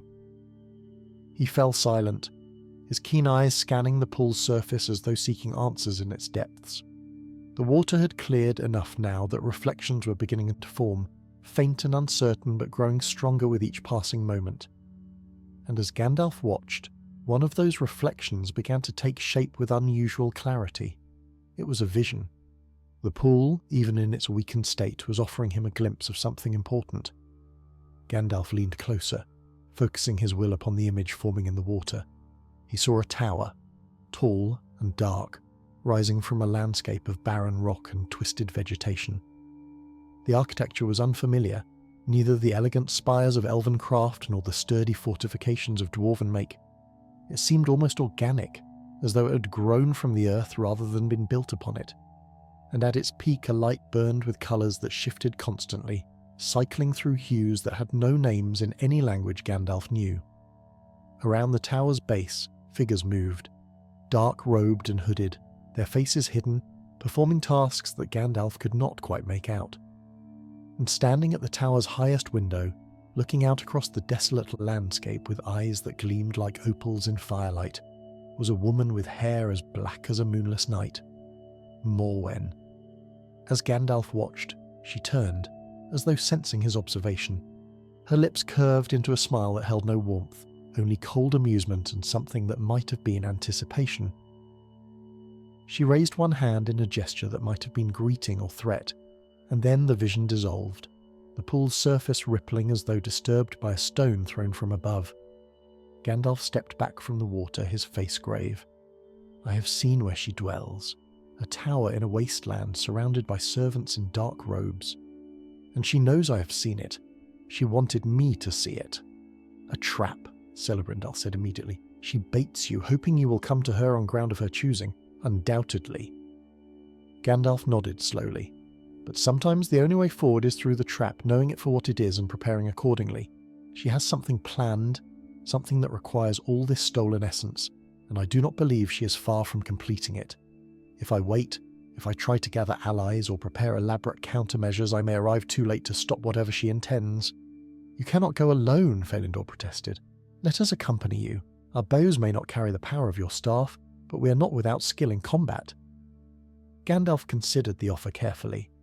The elves were formidable warriors, and their knowledge of the wildlands might prove valuable, but he also knew that what awaited in that dark tower was likely beyond their ability to face.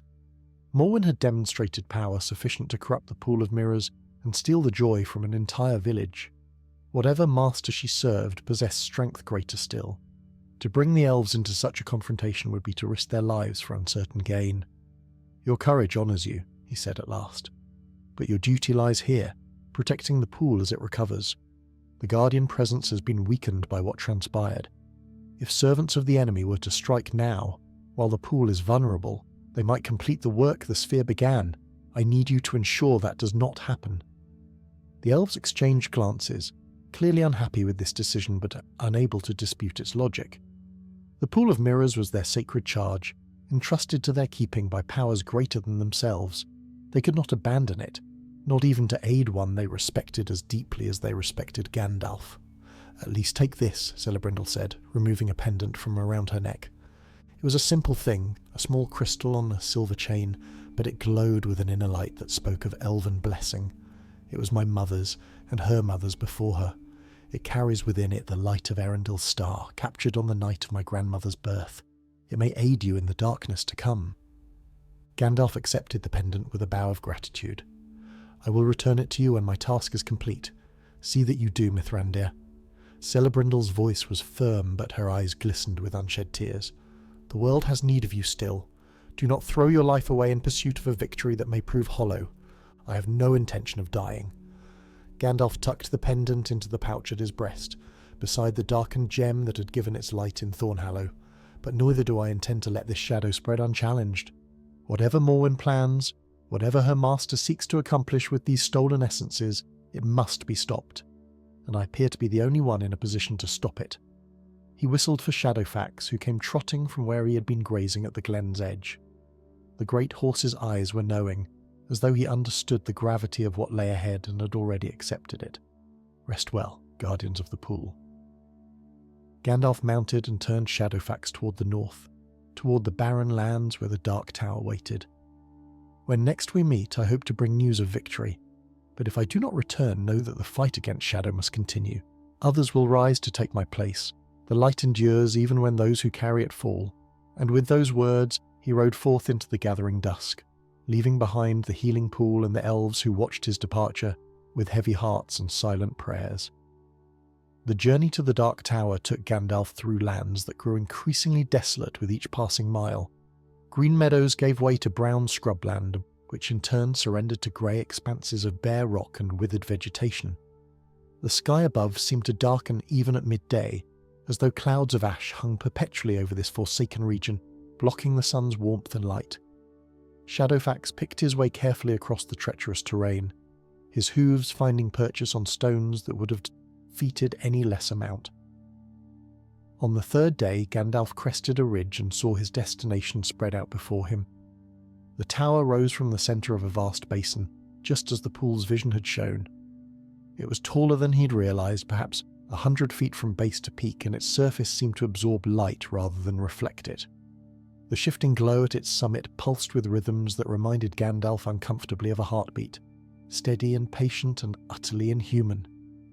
Around the tower's base, dark-robed figures moved in patterns that spoke of ritual rather than random activity. Gandalf counted perhaps 30 of them, arranged in concentric circles that rotated slowly in opposite directions. Their voices rose in a chant that carried across the basin, words in the black speech that made the very air seem to curdle with their malevolence.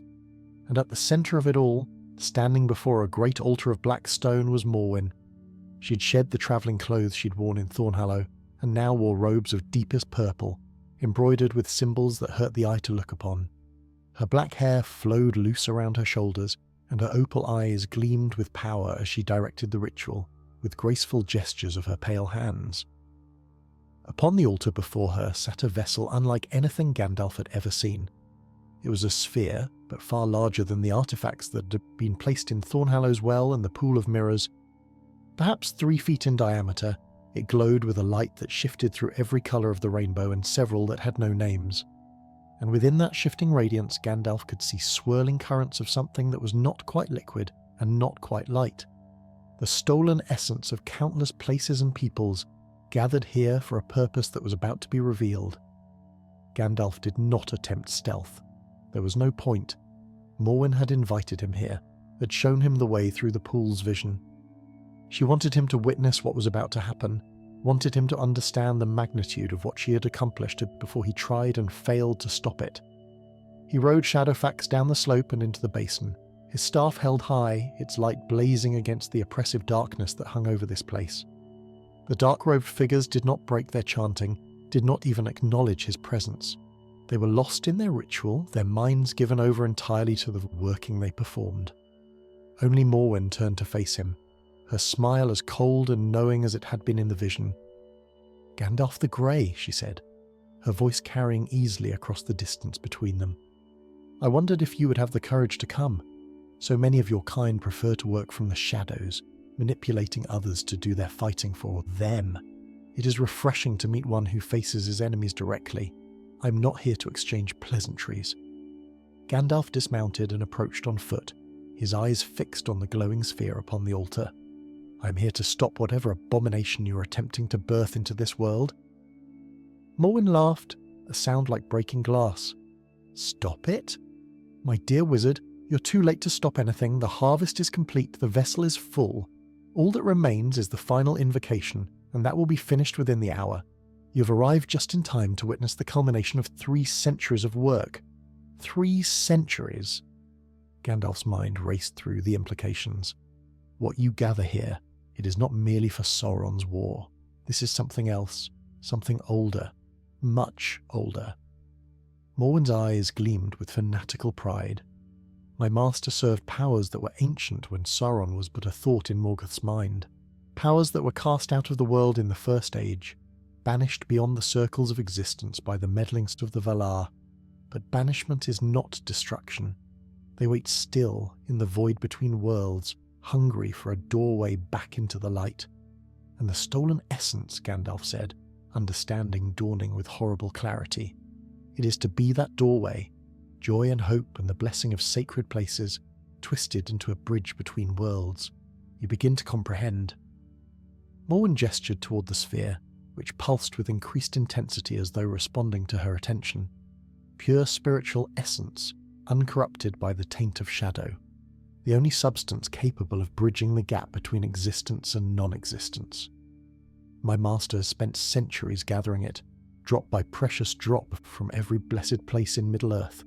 And now, at last, we have enough. Gandalf raised his staff, preparing to strike. Then I shall ensure your efforts are wasted. Whatever sleeps in the void beyond the world shall remain there. But before he could unleash his power, Morwen spoke a single word. It was not loud, but it carried weight beyond volume, and Gandalf felt his limbs lock in place, frozen by a binding spell of tremendous potency. He struggled against it, pouring his will into breaking free, but the magic held firm. "Did you think I would face you unprepared?" Morwen approached him, her steps unhurried, her smile triumphant. "I have watched you for years, Gandalf. Studied your methods, learned your weaknesses. This binding was crafted specifically to counter your particular gifts. You will stand there, helpless, while my master's servants complete their work." She turned back toward the altar, raising her hands to resume the ritual. The chanting of the dark-robed figures grew louder, more urgent. The sphere upon the altar blazed brighter, its colours shifting faster and faster until they blurred into a single blinding radiance. Gandalf strained against his bonds with every fibre of his being. He could feel the binding weakening slowly, incrementally, but not fast enough. The ritual was approaching its climax. In moments, whatever horror Morwen sought to summon would have its doorway into the world.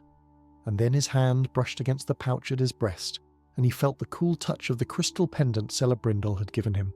The light of Erendil's star, she had said, captured on the night of her grandmother's birth. With the last of his free will, Gandalf drew forth the pendant and held it before him. The crystal blazed with sudden brilliance, a pure white light that cut through the darkness like a blade. The binding spell shattered, unable to withstand illumination drawn from the most blessed star in the heavens. Gandalf did not hesitate.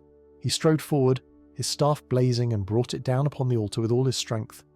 The black stone cracked beneath the blow, and the sphere upon it shuddered, its radiance flickering uncertainly. Morwen screamed with rage and disbelief. She hurled bolts of darkness at him, but Gandalf deflected them with sweeps of his staff, pressing forward, striking the altar again and again. The sphere's light grew erratic, its carefully gathered essence beginning to disperse. "No," Morwen shrieked. "Centuries of work. Centuries. You cannot." But Gandalf could, and he did. With a final mighty blow, he shattered both altar and sphere. The stolen essence erupted outward in a wave of pure light, washing over the basin like a tide of liquid sunrise. The dark-robed figures fell where they stood, their chanting silence forever. And Morwen herself was caught in the radiance, her form dissolving like shadow before the dawn, her final scream fading into silence. When the light cleared, Gandalf stood alone in the basin. The tower still rose behind him, but it was dark now, lifeless. Whatever power had animated it extinguished along with its mistress. The stolen essence had dispersed into the world, returning to the places and peoples from whom it had been taken. Somewhere, in villages and groves and sacred pools across Middle-earth, joy was being restored to those who had long been denied it. Gandalf sank to his knees, exhausted beyond measure. The pendant in his hand had gone dark, its light spent in breaking the binding spell. He tucked it carefully back into his pouch, alongside the other treasures he carried. He would return it to Celebrimbor as he had promised, but for now he simply rested, watching as the clouds above began to part, and the first rays of true sunlight in years touched the barren land around him. The shadow had been defeated, the doorway had been closed before it could open, and Middle-earth would continue, imperfect but free, for another day. It is said that Gandalf remained in that place for 3 days, resting and recovering his strength. And when at last he mounted Shadowfax and rode forth from the basin, he carried with him not triumph but quiet satisfaction. For he knew that this was but one battle in an endless war, one candle lit against a darkness that would never fully fade. But one candle was enough. One candle was always enough, so long as there were those willing to light it. And so ends this tale of Gandalf the Grey, as it was told in the quiet hours when the fire burns low and the stars wheel overhead in their eternal dance. May it bring peace to troubled hearts and hope to weary spirits, and may the light it kindles burn bright until the breaking of the dawn. Story 2. In the quiet hours before dawn, when the stars still glimmered faintly above the sleeping lands of Middle-earth, there are those who speak of Gandalf the Grey in hushed and reverent tones. They tell of his wanderings through forgotten places, his counsel to kings and commoners alike, and the gentle wisdom that flowed from him like water from an ancient spring. Tonight, dear listener, we shall journey together through several of these tales, stories that have been passed down through generations of hobbits, men, elves and dwarves. So settle yourself comfortably, let the troubles of your day drift away like leaves upon a slow-moving stream, and allow these legends to carry you gently into peaceful slumber. For in the telling of tales, there is a magic older than any wizard's art, a spell of words and wonder that soothes the restless heart and quiets the wandering mind. Our first tale begins in the latter years of the Third Age, when shadows had not yet gathered to their full and terrible strength, but stirred nonetheless in the forgotten corners of the world. It was during this time that Gandalf found himself travelling through the eastern reaches of Eriador, where the roads grew narrow and the memories of ancient kingdoms lay buried beneath centuries of silence.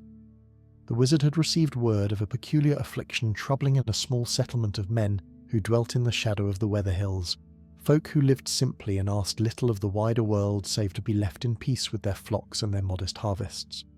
The message had come to him by way of a travelling merchant who had passed through Bree, speaking of villagers who could no longer sleep, who wandered through their days with hollow eyes and trembling hands, tormented by dreams that felt more real than waking life. Children wept in the night, crying out warnings of dangers their young minds could not comprehend. The elderly sat by their hearths staring into flames that offered no warmth, murmuring of voices that called to them from beneath the earth. Even the animals had grown restless, the sheep refusing to graze in certain meadows, the dogs howling at empty doorways when darkness fell.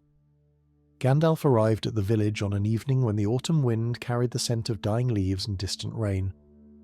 The settlement was called Thornhallow, a collection of perhaps 30 stone cottages clustered around a central well, their thatched roofs golden in the fading light. Smoke rose from chimneys in thin, uncertain spirals, and though the hour was not yet late, few souls moved about the narrow lanes between the dwellings.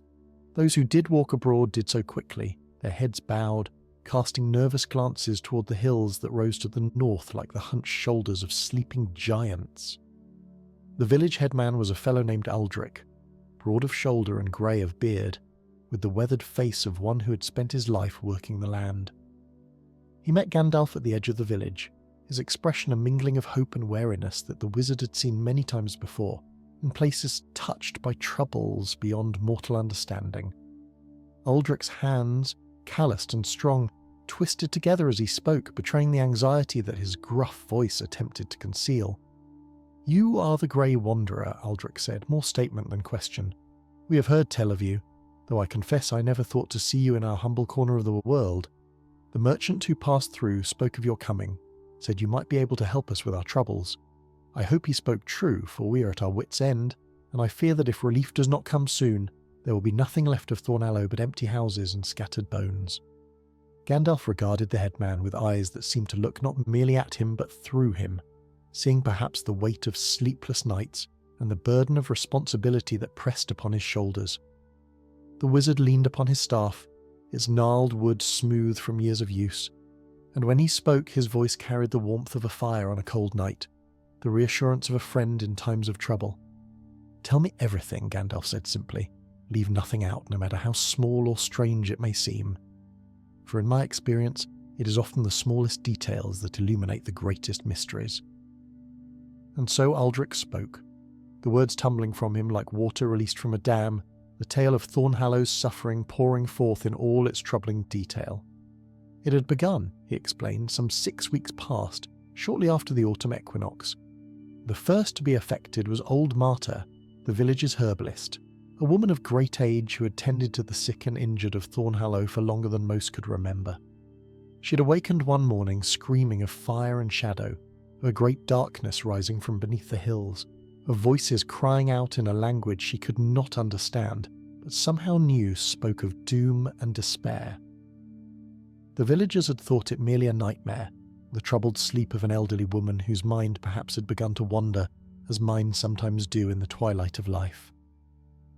But then others began to experience the same visions. Young Tomlin, the blacksmith's apprentice, a lad of 16 summers who had never known a day of illness in his life, collapsed at his forge, his eyes rolling back in his head as he babbled of ancient battles and fallen kings. The miller's wife refused to enter her own home, insisting that something waited for her in the shadows of the upper rooms, something that watched and whispered and would not let her rest. Within a fortnight there was scarcely a soul in Thornhallow who had not been touched by the affliction.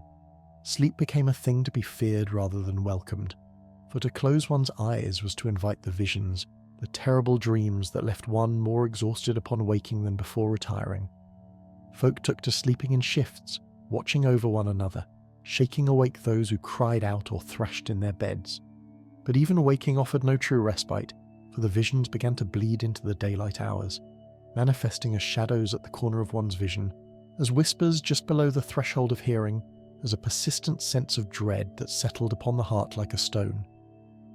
Gandalf listened without interruption, his keen mind cataloguing each detail, searching for patterns in the chaos of symptoms and experiences. When Aldrich finally fell silent, his voice hoarse from speaking and his eyes bright with the desperate hope of a man who has placed his last wager on an uncertain outcome, the wizard nodded slowly, his gaze turning toward the northern hills where the last light of day painted the slopes in shades of amber and shadow. "These hills," Gandalf said at length, "what do your people know of their history? What tales are told of the lands that lie beyond them?" Aldrich shook his head, his brow furrowing in thought. "Little enough," he admitted. "My grandfather used to speak of ruins that could be found in the higher valleys, old stones that bore markings none could read. He called them the sleeping stones, though I know not why. We do not venture far into the hills, for the land there is poor and the paths treacherous. There is nothing there that we need, and the old folk always warned us to let sleeping things lie." Gandalf's eyes narrowed at these words, and something shifted in his bearing, a subtle straightening of his shoulders, a sharpening of his attention that spoke of recognition, of understanding beginning to dawn. "The sleeping stones," he murmured, more to himself than to his companion. "Yes, I begin to see the shape of this now. though the full picture remains obscured. "Tell me, Aldrich, has anyone from your village ventured into those hills recently? In the weeks before the affliction began, did anyone go where they perhaps should not have gone, disturb what should have been left undisturbed?" The headman's face paled visibly at this question, and Gandalf knew before the man spoke that his suspicion had struck true. "There was a group of young folk," Aldrich said slowly, his voice heavy with dawning realization. "My own son among them, I am ashamed to say. They went into the hills on a dare, seeking adventure as the young so often do. They found one of the old ruins my grandfather spoke of, a burial mound of some kind. They did not enter it. They swore to me they did not, but they found stones outside it, carved stones with strange markings, and they brought one back to the village as a trophy. It sits even now in my son's room, and he has not slept soundly since the night he carried it through our door." Gandalf closed his eyes for a moment, and when he opened them again, there was in his gaze a mixture of compassion and concern that made Aldrich's heart sink even as it offered a strange comfort. "Take me to your son," the wizard said quietly. "Take me to see this stone. For I fear that what your children have done, in their innocence and their ignorance, has awakened something that was meant to remain forever asleep, and until we understand what that something is, we cannot hope to set it right again." And so it was that Gandalf followed Aldrich through the quiet lanes of Thornhallow, past shuttered windows and barred doors, toward the modest cottage where the headman's family dwelt. The stars had begun to appear in the darkening sky, cold and distant points of light that seemed to watch the village below with ancient knowing eyes. Somewhere in the hills to the north, hidden beneath earth and stone, something stirred in its long slumber, troubled by dreams of its own. And as Gandalf walked towards whatever awaited him in that humble cottage, he felt the familiar weight of destiny settling upon his shoulders, the certainty that he had come to this forgotten place for a reason, that the threads of fate had drawn him here to face whatever darkness threatened to consume these simple, frightened folk. The tale of Thornhallow was only beginning, and before it reached its end, Gandalf would need all the wisdom of his long years, all the power at his command, and perhaps something more, something that could not be found in spell or staff, but only in the courage of mortal hearts facing the unknown. But that is a story for the next telling, dear listener, and for now, let these words settle gently upon your thoughts, like the first soft flakes of winter snow, carrying you ever closer to the peaceful shores of sleep. The cottage of Aldrich the headman was much like the others in Thornhallow, built of grey stone with a roof of thatch that had weathered many seasons of rain and wind.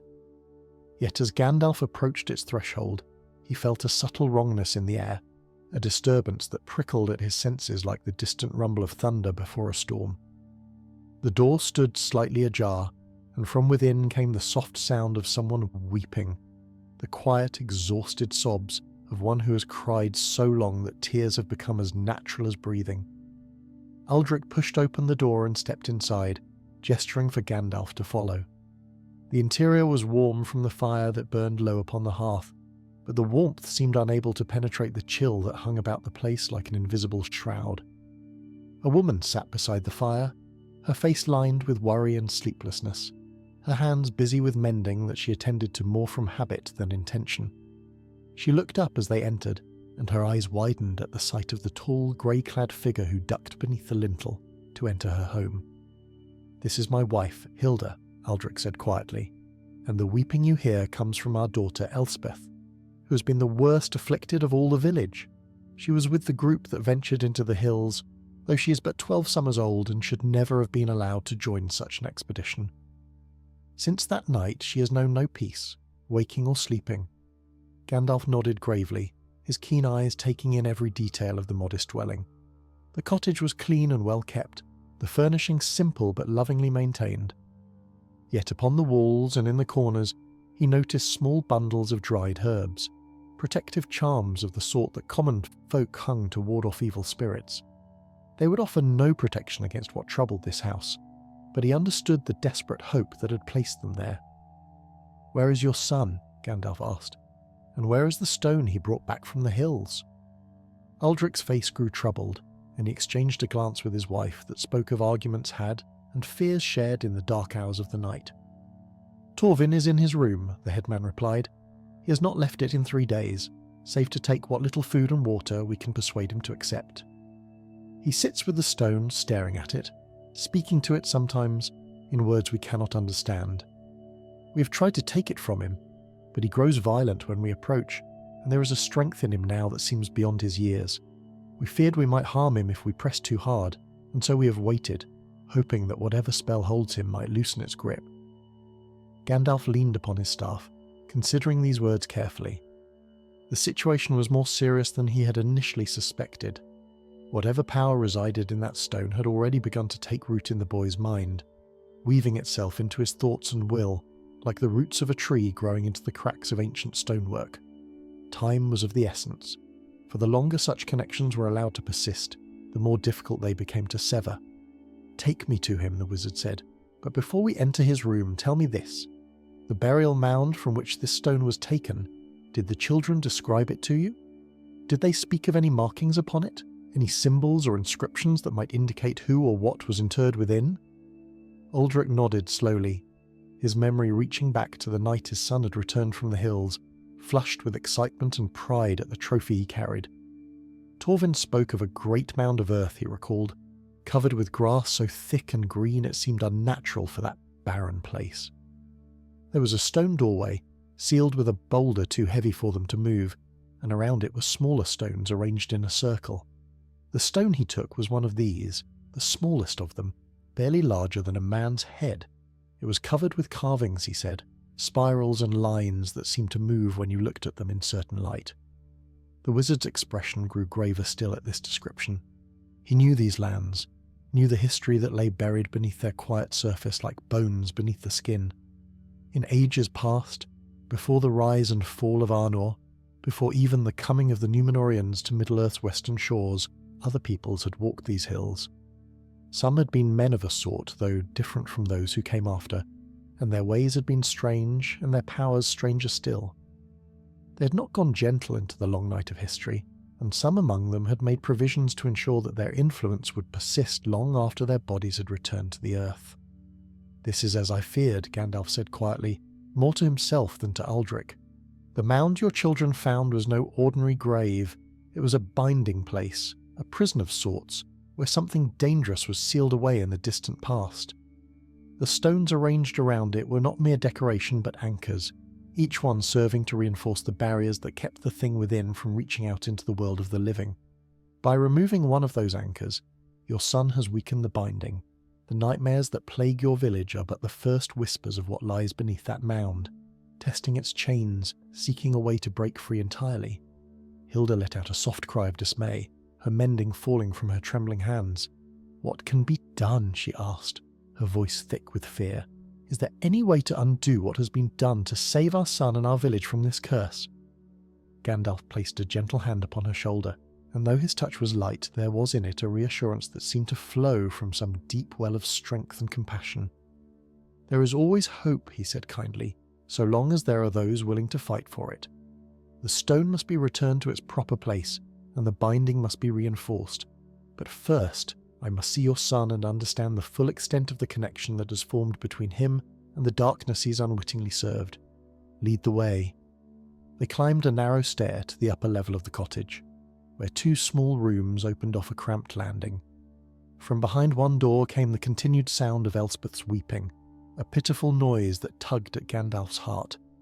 From behind the other came only silence, a silence so complete and so unnatural that it seemed to press against the ears like a physical weight. Aldrich approached this second door with obvious reluctance, his hand hesitating before the latch as though he feared what he might find on the other side. "Torvin," he called softly. "Torvin, there is someone here to help you. Will you let us in?" For a long moment there was no response. Then, from within, came a voice that was and was not the voice of a 16-year-old boy. It held notes of age and weariness, of anger long nursed in darkness, of hunger that had gone unfed for centuries. "The stone speaks," said the voice. "It tells me of things that were before this village was built, before these hills were named, before the stars took their current shapes in the sky. Why would I need help from one such as you, father, when I have wisdom older than the mountains themselves?" Gandalf stepped forward, gently moving Aldrich aside, and placed his own hand upon the door. His voice, when he spoke, carried a power that had nothing to do with volume, a resonance that seemed to vibrate in the very timbers of the house. "I am Gandalf," he said, "and I too have wisdom to share, wisdom of a different sort than that which whispers to you from the stone. Will you speak with me, young Torvin? Will you tell me what you have learned in your communion with the darkness?" Again, silence stretched between them, thick and heavy as fog on an autumn morning. Then, slowly, the latch clicked, and the door swung open of its own accord, revealing the dimness of the room beyond. Gandalf stepped across the threshold without hesitation, his staff held firmly in his hand, its tip beginning to glow with a soft silvery light that pushed back the shadows and illuminated the scene that awaited him within. The room was small and sparse, containing only a bed, a chest for clothing, and a simple wooden chair. Upon the chair sat Torvin, a young man who should have been healthy and strong, but whose face had grown gaunt and whose eyes burned with an unnatural light. In his lap, cradled like a beloved child, rested the stone that had caused so much suffering. It was roughly oval in shape, dark grey in colour, and covered with spiralling patterns that seemed to writhe and shift, even as Gandalf watched. And from its surface, visible only to one with eyes trained to perceive such things, tendrils of shadow extended outward, wrapping themselves around Torvin's hands, his arms, his chest, reaching toward his heart and his mind like the roots of some parasitic plant. "You see," said Torvin, though his lips did not move, "you see what I have become. The stone has chosen me, Grey Wanderer. It has given me knowledge and power beyond anything your kind could offer. Why would I surrender such gifts? Why would I return to the ignorance of my former life?" Gandalf's expression was sorrowful as he regarded the corrupted youth before him. "Because what you call gifts are chains," he replied gently. "Because the power you feel is not your own, but borrowed from something that does not have your welfare at heart. And because, young Torvin, there are those who love you and who suffer to see you lost in this darkness. But these are matters we shall discuss further, and before our conversation is done, I believe you will begin to understand the truth of what I say." Gandalf stood in that small room for what seemed like hours, though in truth it was perhaps the span of a single candle burning down. He spoke to Torvin in low, measured tones, asking questions about the visions the stone had shown him, the voices it had allowed him to hear, the promises it had whispered in the dark watches of the night. And though the entity that had wrapped itself around the boy's mind resisted at first, seeking to turn aside the wizard's inquiries with riddles and deflections, Gandalf's patience was as inexhaustible as the depths of the sea, and gradually, piece by piece, the truth began to emerge. The being that slumbered beneath the burial mound was ancient beyond reckoning, a spirit that had walked Middle-earth in the dim ages before the rising of the sun and moon. It had been a sorcerer of great power in its mortal life, one who had bent the forces of nature to its will, and commanded the fear and obedience of all who dwelt within its domain. When death had finally claimed its physical form, it had refused to depart to whatever fate awaited the spirits of its kind. Instead, through arts dark and terrible, it had bound itself to the very earth, anchoring its essence to the stones that marked its resting place, waiting for the day when it might rise again to reclaim the power it had once wielded. The binding had held for countless centuries, reinforced by the very nature of the land itself and by the forgetfulness of later generations who knew nothing of what lay beneath the green grass of that lonely mound. But time wears all things thin, even the strongest chains, and when Torvin and his companions had removed one of the anchor stones, they had created a crack in the prison walls through which the ancient spirit could reach. Not to escape entirely, not yet, but to send forth tendrils of its consciousness, to touch the minds of the living, to feed upon their fear and confusion, and to search for one who might serve as a vessel for its eventual return. In Torvin it had found what it sought. The boy was young and impressionable, hungry for knowledge and power as the young so often are, and the spirit had wrapped itself around his mind like a vine around a sapling, shaping his thoughts, feeding his ambitions, binding him ever more tightly to its will. Through Torvin's eyes it watched the village. Through Torvin's hands it might eventually work its dark designs. And through Torvin's heart it drew strength from every nightmare that plagued the folk of Thornhallow, growing stronger with each passing night. This much Gandalf discerned through his long conversation with the corrupted youth, and when at last the first grey light of dawn began to filter through the small window of Torvin's room, the wizard withdrew to consider what he had learned. He descended the stairs to find Aldrich and Hilda waiting by the fire, their faces drawn with worry and exhaustion, their eyes fixed upon him with desperate hope. "Your son is in grave danger," Gandalf told them plainly, for he believed that in matters of such weight, honesty served better than false comfort. The entity that speaks through the stone has sunk its hooks deep into his spirit, and with each passing day those hooks dig deeper still. If we do not act swiftly, there may come a time when Torvin's own will is entirely subsumed, when the boy you raised and loved will be nothing more than a puppet dancing on strings, held by a malevolence older than your most ancient tales. Hilda let out a strangled sob, her hand flying to her mouth, while Aldrich's face hardened with the determination of a father who would move mountains to protect his child. "Tell us what must be done," the headman said, his voice rough with emotion. "Whatever the cost, whatever the risk, we will pay it gladly if it means saving our son." Gandalf nodded, having expected no less from these simple stalwart folk. "The stone must be returned to the mound," he explained. "That is the first and most essential step. By restoring the anchor to its proper place, we will reinforce the binding that holds the spirit in check and sever the connection it has forged with your son. But the task will not be simple, for the spirit knows what we intend and will fight to prevent it. Torvin will resist, perhaps violently, and the nightmares that plague your village will intensify, as the entity throws all its strength against us." "How do we take the stone from him?" Aldrich asked, "when he guards it so jealously and seems to possess strength beyond his years?" The wizard considered this question carefully before answering. "Leave that to me," he said at last. "I have some small skill in breaking the chains that darkness forges around the minds of the unwary. But I will need your help, Aldrich, and the help of others in your village. While I work to free Torvin from the spirit's influence, you must prepare an expedition to the burial mound.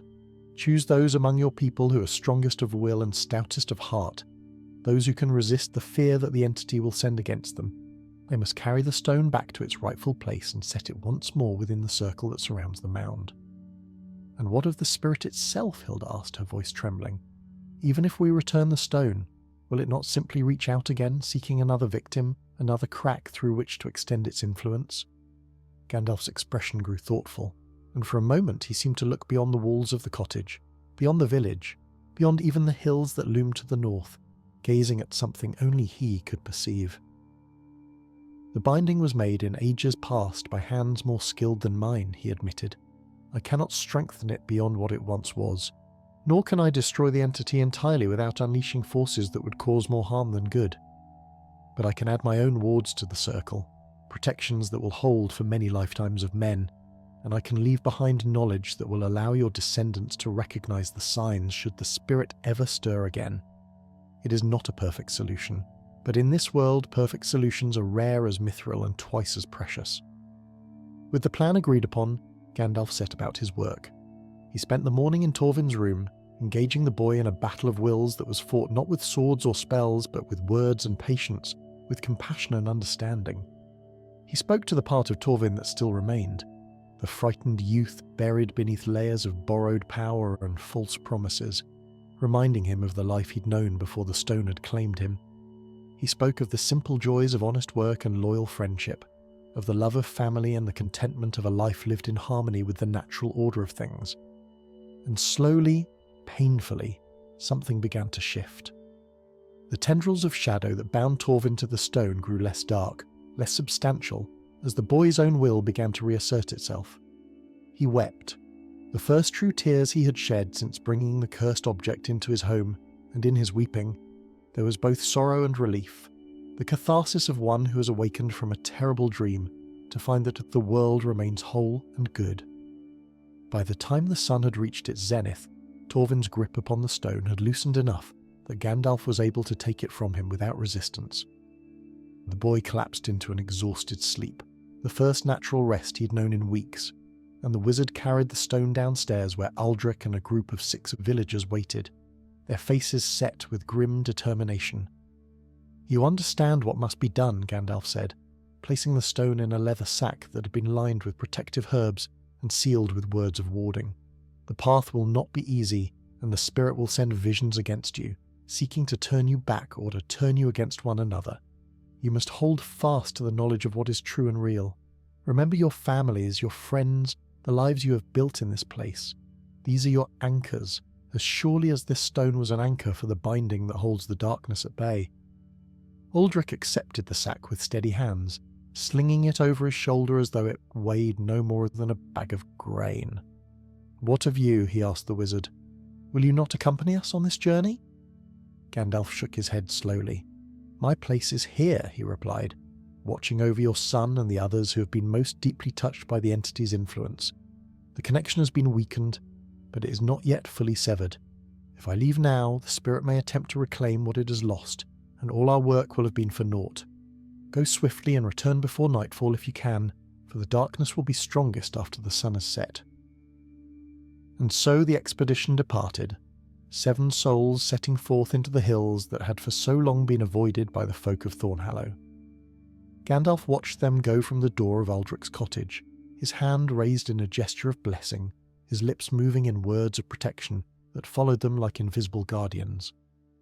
Then he turned back to the task that awaited him within, the long vigil that he would keep over Torvin and Elspeth and all the others who lay suspended between the light of the waking world and the shadows that sought to claim them forever. The hours that followed the expedition's departure were among the longest Gandalf had ever known, and he had known many long hours in his countless years of wandering Middle-earth.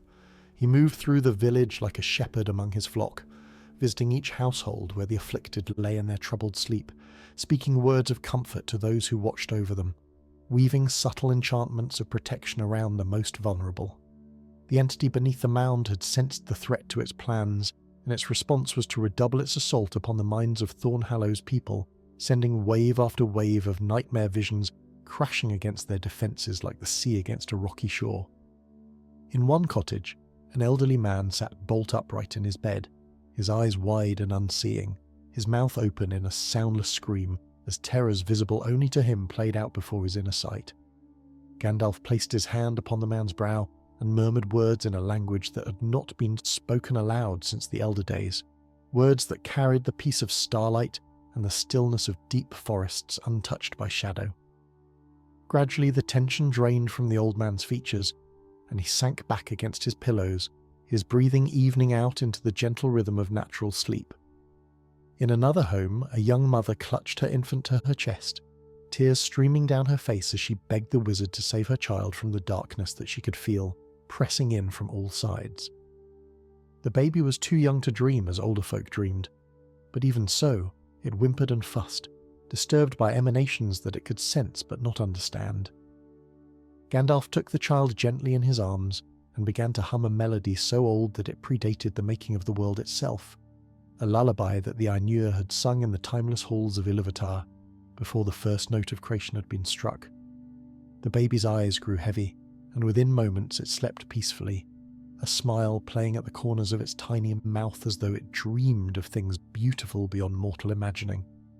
So Gandalf passed from house to house, from sufferer to sufferer, doing what he could to ease the burden that the ancient spirit had laid upon these innocent folk.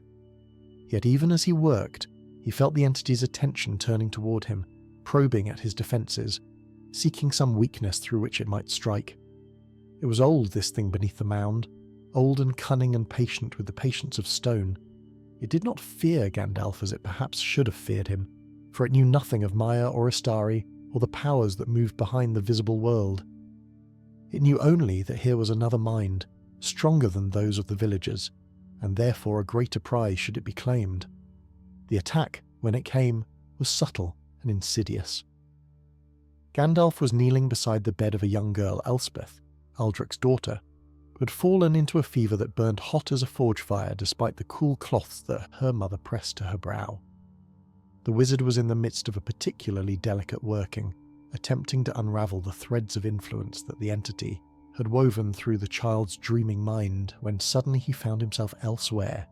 He stood upon a vast plain beneath a sky that held neither sun nor moon nor stars, only an endless expanse of grey that pressed down upon the world like the lid of a coffin.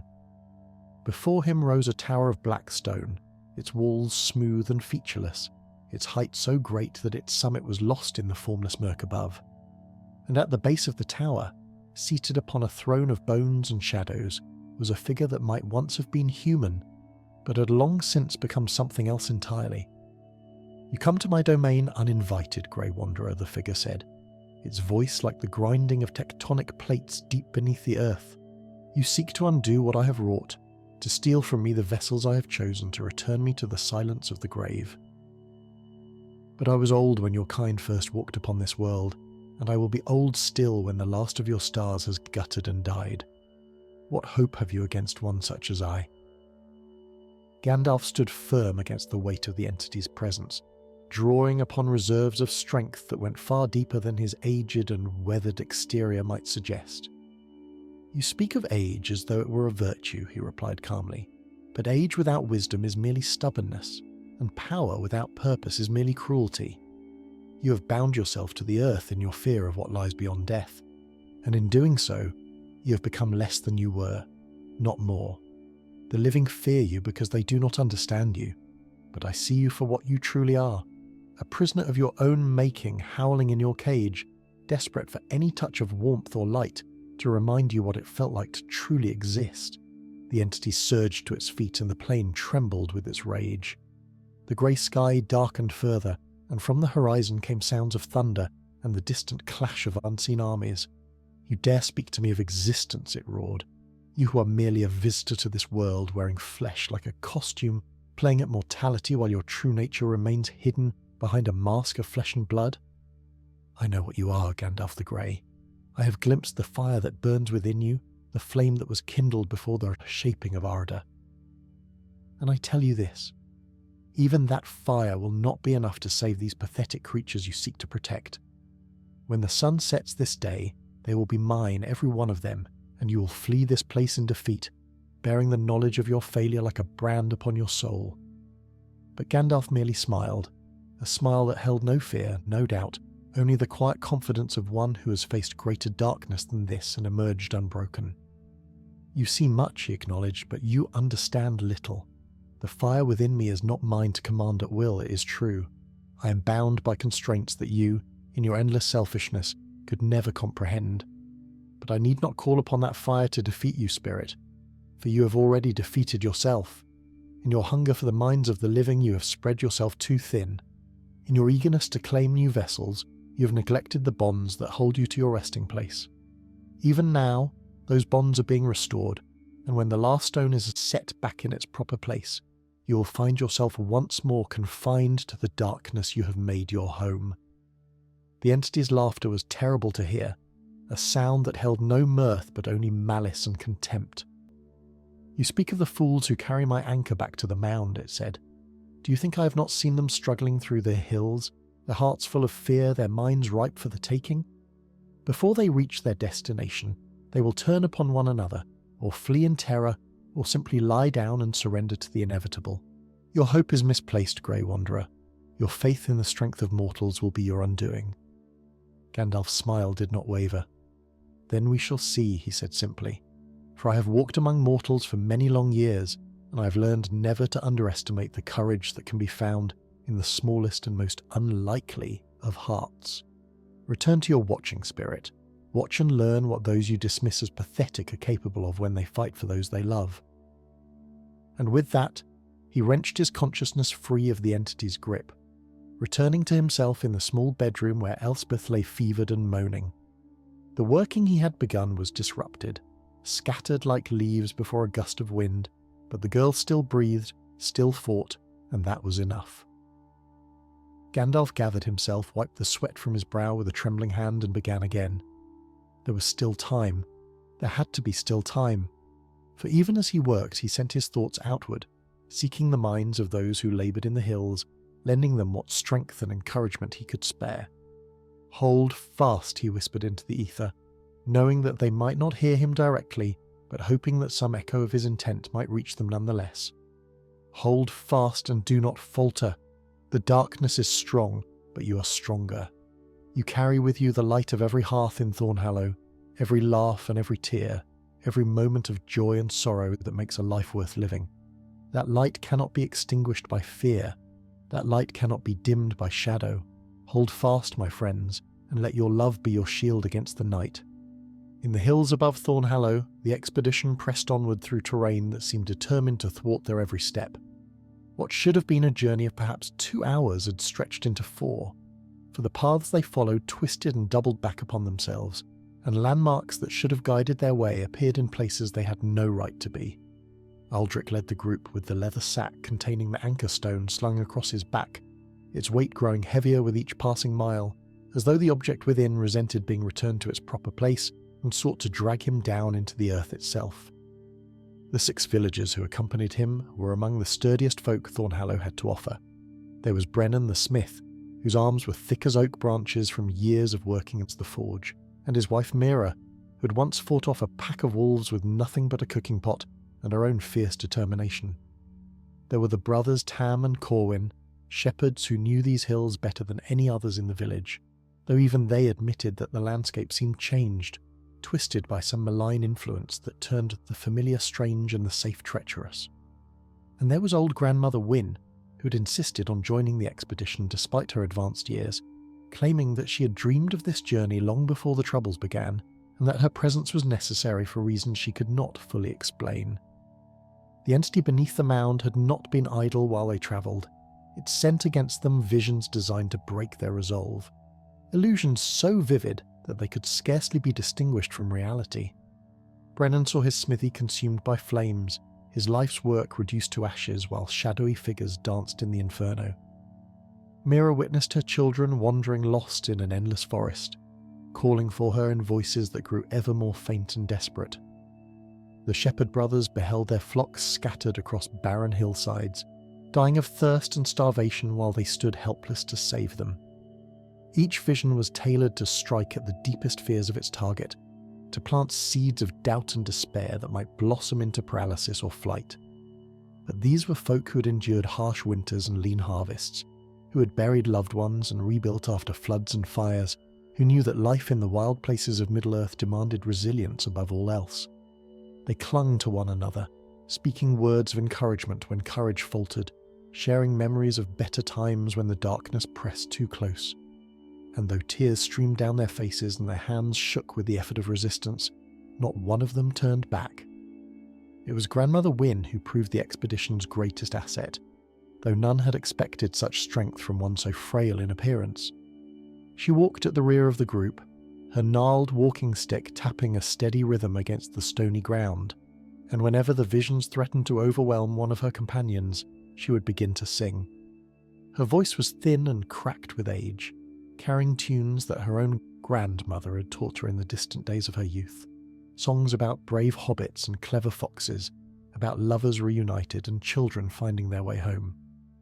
The melodies cut through the entity's illusions like sunlight through morning mist, anchoring the expedition to the world of the living, reminding them of all that was good and worth fighting for.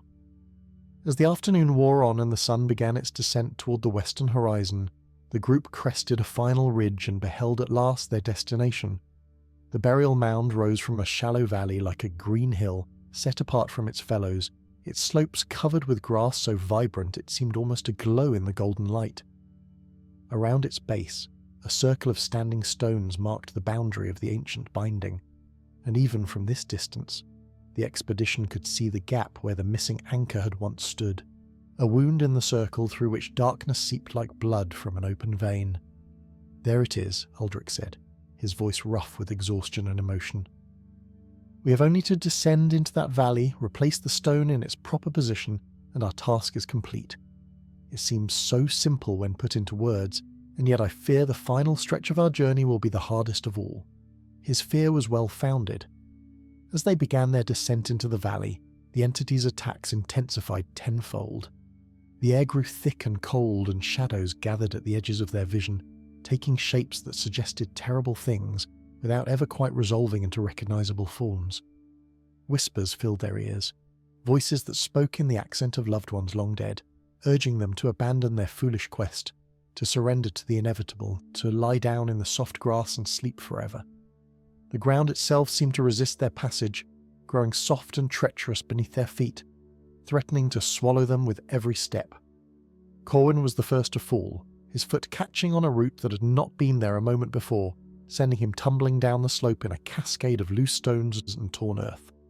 His brother Tam rushed to his side, only to find that Corwin's eyes had rolled back in his head and his body had gone rigid, locked in the grip of some vision too terrible to witness from without. They could not wake him, could not move him, and precious minutes slipped away as they debated what to do. "Leave him," Grandmother Wynne said at last, her voice gentle but firm. The wizard spoke truth when he said we must complete our task before sunset. If we fail, Corwin's sacrifice will have been for nothing, and all of Thornhallow will share his fate. We will return for him when the stone is in place, and perhaps the breaking of the entity's power will free him from whatever holds him now. It was a hard decision, the hardest any of them had ever made, but they knew the old woman spoke wisdom. Tam pressed his brother's hand and whispered a promise to return, and then they continued their descent, leaving Corwin lying still and silent upon the hillside behind them. The circle of stones loomed larger as they approached, each monolith twice the height of a man and carved with the same spiralling patterns that decorated the anchor stone in Aldrich's sack. The gap in the circle was obvious now, a missing tooth in an ancient jaw, and from that gap poured a malevolence so concentrated that it was almost visible, a distortion in the air like heat rising from summer stones. The closer they came, the more difficult it became to move, as though they waded through invisible waters that grew deeper and more turbulent with every step. Aldrich reached the edge of the circle first, his face set in an expression of grim determination that masked the terror gnawing at his heart. He unslung the sack from his shoulder and drew forth the anchor stone, its carved surface cold as ice against his palms. The whispers in his ears reached a crescendo, promising him power beyond imagining if he would only cast the stone aside, threatening him with torments beyond description if he dared to complete his task. But he thought of Torvin, his son, lying pale and wasted in his bed, and he thought of Elspeth, his daughter, burning with fever while shadows whispered poison in her dreams, and he found within himself a strength he'd not known he possessed. With a cry that was half prayer and half defiance, Aldrich stepped into the gap in the circle and pressed the anchor stone into the earth where it belonged. The reaction was immediate and overwhelming. A sound like thunder rolled across the valley, though the sky above remained clear and cloudless. The ground heaved and shook, nearly throwing the expedition from their feet, and from deep beneath the burial mound came a scream of rage and frustration that seemed to echo from the very bones of the world. The shadows that had gathered at the edges of sight recoiled and scattered, fleeing from the renewed integrity of the binding like darkness fleeing the dawn. And in that moment, every soul in Thornhallow who had been locked in nightmare suddenly gasped and opened their eyes, released at last from the grip of the entity's influence. The expedition stood in stunned silence, scarcely able to believe that they had succeeded. The air around them felt lighter, cleaner, as though a storm had passed and left behind only the fresh scent of rain-washed earth. The standing stones seemed to hum with renewed power, their carved surfaces glowing faintly with a light that had nothing to do with the setting sun. "We did it," Mira breathed, tears of relief streaming down her weathered cheeks. "By all the stars above, we actually did it." But Grandmother Wynne's expression remained grave as she surveyed the scene before them. "We have done our part," she said quietly, but the wizard spoke of adding his own protections to this place, of strengthening the binding against future disturbances. Our task may be complete, but his work has only just begun. Back in Thornhallow, Gandalf felt the moment the anchor stone was restored to its rightful place. It came as a wave of release that swept through the village like a cleansing wind, loosening the grip of darkness upon every mind it had touched, scattering the shadows that had gathered in corners and crept beneath doorways. The wizard was at Elspeth's bedside when it happened, and he watched with profound relief as the fever that had burned so hot in her small body began at last to break. Colour returned to her cheeks, and her breathing, which had been shallow and laboured, deepened into the easy rhythm of natural healing sleep. Throughout the village, similar scenes unfolded. Those who'd been locked in nightmare woke gasping and confused, their memories of the visions that had tormented them already fading like morning frost beneath the rising sun. Those who had sat vigil over the afflicted wept with joy and embraced their loved ones, scarcely able to believe that the ordeal had finally ended. Even the animals seemed to sense the change. the dogs that had howled and whimpered now wagging their tails and pressing their noses against their master's hands, the sheep that had refused to graze now bleating contentedly in their paddocks as though nothing untoward had ever occurred. But Gandalf knew that the work was not yet complete. The entity had been pushed back into its prison, the binding reinforced by the return of the missing anchor, but the spirit remained aware and watchful, nursing its grievances in the darkness beneath the mound, waiting for another opportunity to reach out and claim what it believed was rightfully its own.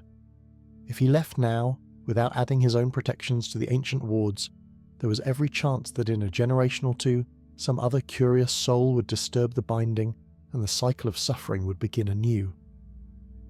He found Hilda in the main room of the cottage, cradling a cup of tea that had long since gone cold, her eyes fixed on some distant point that only she could see.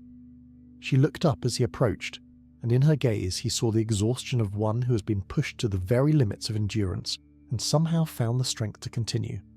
"Your husband and the others have succeeded," Gandalf told her gently. "The stone is back in its place, and the spirit's power over your village has been broken. Your children will recover, as will all those who suffered under the entity's influence. But I must go now to the burial mound and complete what they have begun. Will you watch over Torvin and Elspeth until I return?" Hilda nodded, too weary for words, and Gandalf placed a hand briefly upon her shoulder in a gesture of comfort and gratitude. Then he gathered his staff and his cloak and stepped out into the evening air, turning his face toward the hills that rose dark against the fading sky. The journey that had taken the expedition most of a day took Gandalf perhaps 2 hours, for he walked with a purpose that seemed to flatten the miles before him, and the entity, weakened by its defeat, could muster no illusions or obstacles to slow his progress. He found the expedition huddled together at the edge of the stone circle, their faces drawn but triumphant, their eyes lighting up with relief at the sight of his tall grey figure emerging from the gathering dusk. "You have done well," he told them, and his words carried a warmth that seemed to drive back the chill of the evening air. "Thornhallow is fortunate to have such brave and loyal souls among its people. The worst is over, but there remains one final task to be completed before we can truly rest." He moved past them into the circle of standing stones, feeling the ancient power that hummed through the monoliths, power that had held the entity in check for countless centuries and would continue to do so for centuries more. The anchor stone that Aldrich had returned stood slightly askew, not yet fully settled into its place, and Gandalf knelt beside it, placing his hands upon its carved surface with a reverence that spoke of deep respect for those who had crafted the original binding. What he did then was not something that could be easily described or understood by those who watched. He spoke words in languages that had not been heard in Middle-earth since the Elder Days, words that seemed to resonate not just in the air but in the very fabric of reality itself. His staff glowed with a light that was neither white nor silver, but something older, something that recalled the first radiance of the stars before the sun and moon were made. And as he worked, the standing stones responded, their carved patterns beginning to glow with the same otherworldly luminescence, their power awakening and intertwining with the power that Gandalf wove among them. The entity beneath the mound stirred, sensing what was being done, and for a moment its voice echoed up through the earth, a sound of impotent rage and bitter despair. "You think this will hold me forever, Grey Wanderer? You think your petty enchantments will add anything to bonds that have already proven breakable? I am patient. I am eternal. I will find a way to freedom, and when I do, I will remember what you have done here. I will remember, and I will repay." Gandalf did not pause in his working, but when he spoke, his voice carried clearly to every ear, mortal and otherwise. "I do not pretend that my wards will hold forever," he replied calmly. "Nothing in this world lasts forever, not even the mountains or the seas, but I can ensure that they will hold for many lifetimes of men, long enough for the memory of what happened here to be preserved and passed down, long enough for those who come after to know the signs of your stirring and take action before you can work such mischief again. That is the best any of us can do in this world, Spirit. We cannot defeat death or darkness utterly. We can only hold them at bay generation after generation until the end of all things, and that, I think, will have to be enough." The entity had no answer to this, or perhaps it simply chose not to respond. Its presence retreated into the depths of the mound, sulking in its renewed captivity, and Gandalf continued his work as the stars emerged one by one in the darkening sky above. It was fully night by the time he finished. The standing stones pulsed with a soft, steady glow that would fade by morning, but whose power would remain, invisible but potent, for generations to come. The anchor stone had settled fully into its place, as though it had never been removed, and the grass around it was already beginning to grow back, erasing all traces of the disturbance that had nearly brought ruin to an innocent village. Gandalf rose slowly, feeling the weariness of his labours in every joint and muscle of his aged body. The expedition surrounded him, their faces pale in the starlight but filled with a hope that had been absent when they set out that morning. Even Corwin, who had collapsed on the hillside during their descent, had awakened when the binding was restored and made his way down to join his companions, none the worse for his ordeal save for a lingering headache and a deep reluctance to ever return to this place again. "It is done," Gandalf said simply. "The spirit is bound once more, and the wards I have placed will hold it fast for many years to come. Your village is safe, your families are safe, and the nightmares that plagued you will trouble you no more. But remember what has happened here, and teach your children to remember as well. The hills hold many secrets, and not all of them are meant to be disturbed." They made their way back to Thornhallow by moonlight, a journey that seemed far shorter and easier than the outward trek had been. The village was alive with light and laughter when they had arrived, every hearth blazing, every window glowing with the warmth of celebration. Word of their success had spread, and the folk of Thornhallow had gathered to welcome their heroes home, to embrace them and thank them and press cups of warm cider into their hands. Gandalf stayed for 3 more days, ensuring that no lingering traces of the entity's influence remained, speaking with each of the afflicted to confirm that their recovery was complete. Torvin required the most attention, for the spirit had sunk its hooks deepest into his young mind, but even he emerged from the ordeal stronger than before, his youthful arrogance tempered by an understanding of how easily power could corrupt those who sought it without wisdom. On the morning of the 4th day, Gandalf prepared to take his leave. The entire village gathered to see him off, their faces shining with gratitude and affection for the grey-clad stranger who had saved them from a darkness they had not even known existed until it had nearly consumed them. Uldric stood at the head of the gathering, his son Torvin beside him looking pale but determined, his daughter Elspeth clutching her father's hand with the fierce grip of a child who has learned that the world holds more shadows than she had ever imagined. The headman stepped forward and clasped Gandalf's hand in both of his own, his eyes bright with emotion that his gruff demeanour could not entirely conceal. "We have nothing to offer you that would be worthy of what you have done for us," Uldric said, his voice rough with feeling. "No gold, no treasures, nothing but the gratitude of simple folk who will never forget your kindness. But know this, Gandalf the Grey. For as long as Thornhallow stands, you will have friends here. If ever your wanderings bring you back to these hills, there will be a warm hearth and a full plate waiting for you, and stories of your deeds told beside the fire on winter nights." Gandalf smiled, and in that smile was a warmth that seemed to embrace every soul present. "The gratitude of honest hearts is treasure enough for me," he replied gently, "and the knowledge that I leave behind a village stronger and wiser than I found it. Remember what you have learned, Uldric. Teach your children to respect the old places and the old powers, but also teach them not to fear them so greatly that they forget to live. There is a balance to be struck between caution and courage, and your people have shown that they understand it well." He turned then to Torvin, and his expression grew more serious, though no less kind. "As for you, young master," he said, "you have been given a rare gift, though it may not feel like one.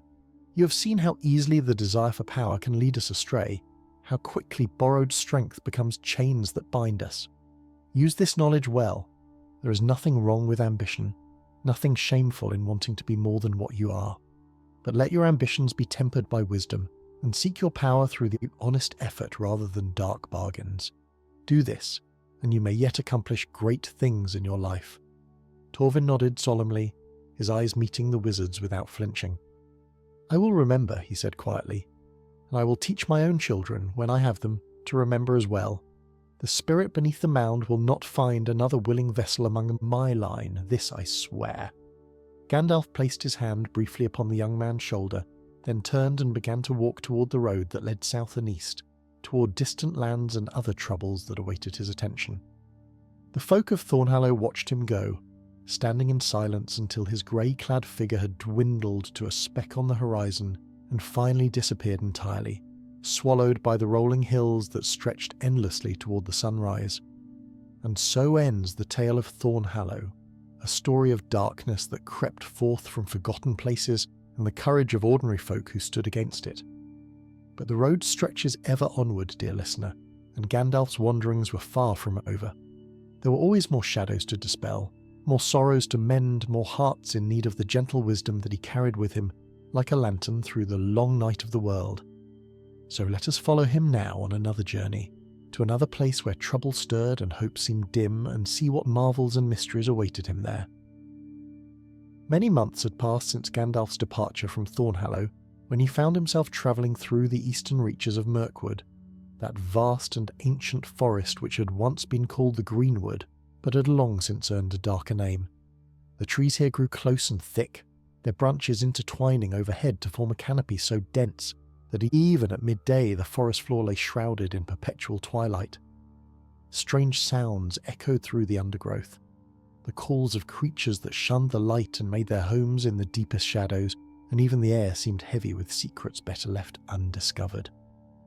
Gandalf walked with his staff held before him, its tip glowing with a soft light that pushed back the darkness and revealed the path ahead. He was bound for the halls of the Woodland King, bearing messages from Rivendell that could not be entrusted to any lesser messenger, but the forest was vast and the paths treacherous, and even one who had travelled these lands many times before could find himself led astray by the deceits of the wood. It was on the third day of his journey through Mirkwood that Gandalf came upon a sight that gave him pause. In a small clearing, no larger than a modest garden, stood a cottage of unusual construction. Its walls were woven from living branches that had been trained and shaped over many years, its roof a thatch of leaves so thick that no rain could penetrate, its windows shuttered with panels of bark that had been carved with intricate patterns of vines and flowers. Smoke rose from a chimney fashioned from a hollow log, carrying with it the scent of herbs and wood smoke and something else, something that reminded Gandalf of starlight and distant seas. He approached the cottage with curiosity rather than caution, for he sensed no malevolence about the place, only a deep and abiding strangeness that set it apart from the surrounding forest. Before he could knock upon the door, it swung open of its own accord, revealing an interior that seemed far larger than the exterior should have allowed, illuminated by the soft glow of countless candles that burned without consuming their wicks.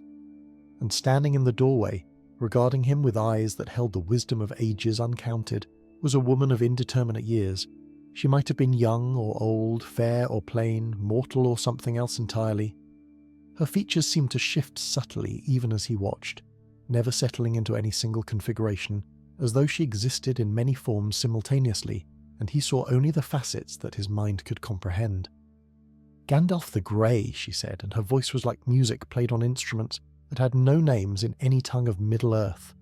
"I've been expecting you, though perhaps not on this particular day. The paths of this forest are less predictable than they once were, and even the wise may find themselves arriving earlier or later than intended. But you're here now, and that is what matters. Will you come inside and share a cup of tea with me? I have questions that only you can answer, and answers that perhaps only I can give." Gandalf studied her for a long moment, his keen eyes searching for some clue to her nature and purpose. He had encountered many strange beings in his long years of wandering, spirits and powers that defied easy categorization, and he had learned that not all who seemed dangerous were enemies, nor all who seemed friendly were friends.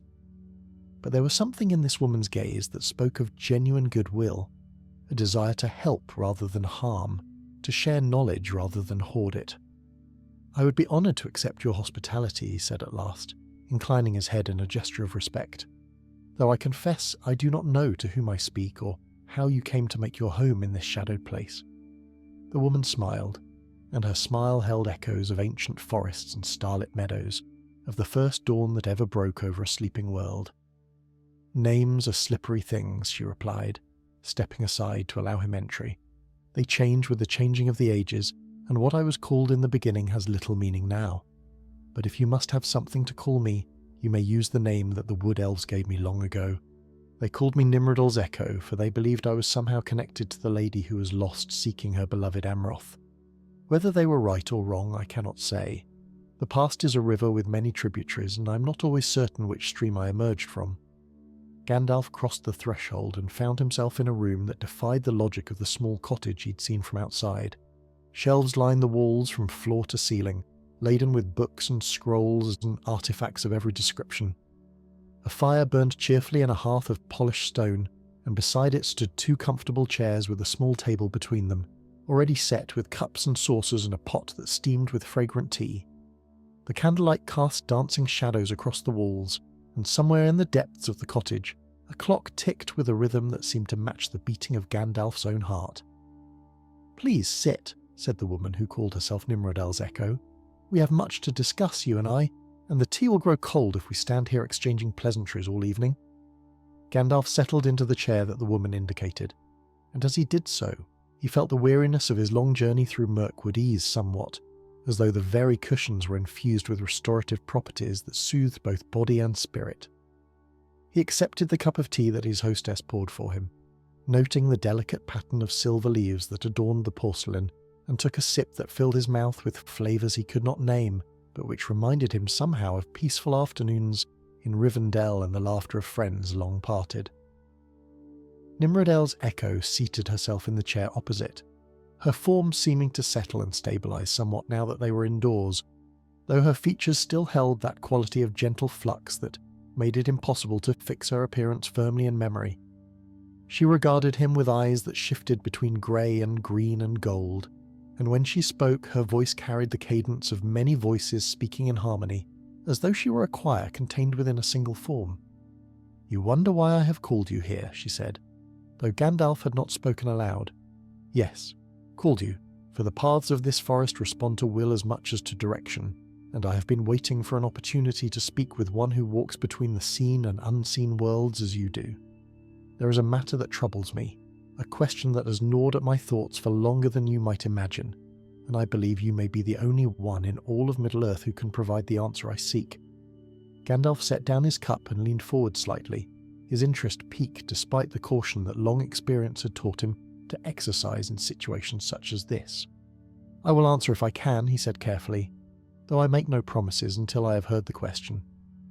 There are some things I am not permitted to speak of, and others that I simply do not know, despite what some may believe about the wisdom of wizards." The woman nodded, accepting this caveat with grace. "My question concerns the nature of hope," she said, and as she spoke the candles in the room seemed to dim slightly, as though the subject itself cast a shadow over the light. "I have lived in this forest for many ages of the world, watching the rise and fall of kingdoms, the coming and going of peoples, the endless cycle of joy and sorrow that defines mortal existence. I have seen hope kindled in the darkest of times, only to be snuffed out by forces too great for any single heart to withstand. And I have seen despair take root in souls that should have known better, spreading like a disease until nothing remained but emptiness and surrender." She paused, her eyes growing distant, as though she looked upon scenes that Gandalf could not perceive. "What I wish to understand," she continued softly, "is why hope persists at all. By any rational measure, the darkness should have won long ago. The forces arrayed against the free peoples of Middle-earth are vast and ancient, patient beyond mortal comprehension, and possessed of powers that make the mightiest works of elves and men seem like children's toys, yet still the light endures. Still there are those who rise to face the shadow, knowing full well that they may fall, that their sacrifices may be forgotten, that the darkness they hold at bay will only return again when they are gone. Why do they do it, Gandalf? What sustains them when logic and reason cry out that their cause is hopeless?" Gandalf was silent for a long moment, turning the question over in his mind like a jewel held up to the light, examining its many facets. It was not a question he had expected, and yet it was perhaps the most important question anyone had ever asked him, for it touched upon the very heart of his purpose in Middle-earth, the reason he had taken on mortal form and walked among the peoples of this world for so many long years. "I cannot give you a simple answer," he said at last, "for I am not certain that a simple answer exists. Hope is not a thing that can be weighed or measured, dissected or analysed. It is not a resource that can be depleted or a weapon that can be broken. It is something else entirely, something that exists in the spaces between certainty and doubt, between faith and evidence, between what is and what might yet be. He rose from his chair and walked to the window, looking out at the dark forest that pressed close around the cottage. When I first came to Middle-earth, he continued, I thought that my task was to oppose the darkness directly, to wield power against power, to fight fire with fire. But I learned, slowly and with great difficulty, that this was not the path I was meant to walk. The strength I carry within me is not for conquest or domination. It is for kindling, for nurturing, for sustaining the spark that exists in every living heart, the spark that refuses to be extinguished no matter how fierce the wind that blows against it. He turned back to face his hostess, and his eyes held a light that seemed to come from somewhere deep within, a reflection of the fire that burned at the core of his being. Hope persists, he said softly, because it is not dependent upon circumstances. It does not require proof or evidence or the guarantee of success. It is an act of will, a choice made in defiance of all that counsels surrender, a declaration that there are things worth fighting for regardless of the odds. The folk of Thornhallow, whom I visited not long ago, had every reason to despair. They faced an enemy they could not see, wielding powers they could not comprehend, and yet they chose to fight, not because they believed they would win, but because they could not bear to surrender what they loved without resistance. Nimrodal's echo listened with an intensity that made the air itself seem to hold its breath. And is that enough? She asked quietly. Is the mere act of resistance sufficient to justify the suffering it brings? How many have fallen in hopeless battles, believing in victories that never came? How many more will fall before the final accounting is made? Gandalf returned to his chair, settling into it with the weariness of one who has grappled with these questions many times before. I do not know if the final accounting will show that hope was justified, he admitted. I cannot see the end of all things, cannot know whether the darkness will ultimately prevail or whether light will triumph in the last. But I know this much. The value of hope lies not in its outcome, but in its nature. A life lived in hope, even if that hope is never fulfilled, is a life that has meaning and purpose. A life lived in despair, even if that despair proves ultimately justified, is a life diminished, a life that has surrendered its claim to dignity and agency. We fight because fighting is what it means to be alive. We hope because hoping is what it means to be more than mere animals responding to stimulus and threat. The woman was silent for a long time after he finished speaking, her shifting features settling into an expression that might have been contemplation or might have been sorrow. At last, she nodded slowly, and when she spoke again, her voice was softer than before, carrying notes of something that sounded almost like peace. You have given me much to consider, Gandalf the Grey, she said. I have lived so long in the shadows of this forest, watching the sorrows of the world from a distance, that I had begun to forget what it felt like to be part of the struggle rather than merely an observer of it. Perhaps that is the answer I truly sought. Not an explanation of hope, but a reminder of why it matters. She rose from her chair and moved toward the door of the cottage. Her form seemed to grow more solid and defined with each step, as though his words had anchored her somehow, given her substance that she'd lacked before. The night grows deep, she said, and you still have far to travel before you reach the halls of this woodland king. But before you go, I have something to offer in return for the wisdom you have shared. From the folds of her gown she produced a small object no larger than an acorn, which she pressed into Gandalf's palm. It was warm to the touch, and seemed to pulse with a gentle inner light, like a tiny heart beating within a shell of polished wood. This is a seed from the first tree that ever grew in this forest, she explained, from a time before the shadow fell and the greenwood became mirkwood. Plant it wherever you find the need greatest, and it will grow into a tree whose presence will bring peace and healing to all who dwell within its shade. It is a small gift, I know, but perhaps it will serve as a reminder that even in the darkest of places, new life can take root, if only someone has the courage to plant it. Gandalf accepted the seed with reverence, tucking it carefully into the pouch at his belt where he kept his most precious possessions. I will carry it with me, he promised, and when I find the place where it is most needed, I will plant it in your name. May its branches spread wide and its roots grow deep, and may all who rest beneath it know something of the peace that you have found here in your cottage among the shadows." Gandalf departed from the cottage of Nimrodl's echo as the first pale hints of dawn began to filter through the dense canopy of Mirkwood. The forest that had seemed so threatening and oppressive on his journey inward now appeared somehow gentler, its shadows less menacing, its sounds less sinister. Perhaps it was merely the effect of a restful night and stimulating conversation, or perhaps the woman's presence truly did extend some measure of peace over the surrounding woodland. Either way, the wizard walked with a lighter step than before, the siege he had given him resting warm against his side like a promise of better things to come. His business with the Woodland King was completed within a fortnight, the messages delivered and the replies received, and Gandalf set out once more upon the long road that led ever westward toward the misty mountains and the lands beyond. It was during this journey that he came upon yet another situation that called for his particular talents, another corner of Middle-earth where darkness had crept in and hope had grown dim. The village was called Millbrook, a settlement of perhaps 50 souls nestled in a green valley where 3 streams converged to form a river of considerable size. The folk here were millers and fishermen, farmers and craftsmen, living quiet lives that revolved around the turning of the seasons and the rhythms of the water that gave their home its name. They were not accustomed to trouble of the sort that now beset them, and when Gandalf arrived, he found them huddled in their homes, afraid to venture out after dark, speaking in whispers of the thing that had taken up residence in the old mill at the edge of town. The mill had stood abandoned for many years, its wheels still and silent, its timbers slowly rotting in the damp air that rose from the river. No one could remember exactly why it had been abandoned, for the tales had grown confused over the generations, but all agreed that it was a place best avoided, a relic of darker times that was better left to crumble in peace. Yet now, something had awakened within its walls, something that emerged at night to wander the streets of Millbrook, peering through windows with eyes that glowed like embers, leaving footprints in the morning dew that no natural creature could have made. Gandalf listened to these accounts with a patient attention, asking questions that drew out details the villagers had not thought to mention, building in his mind a picture of the entity that troubled them.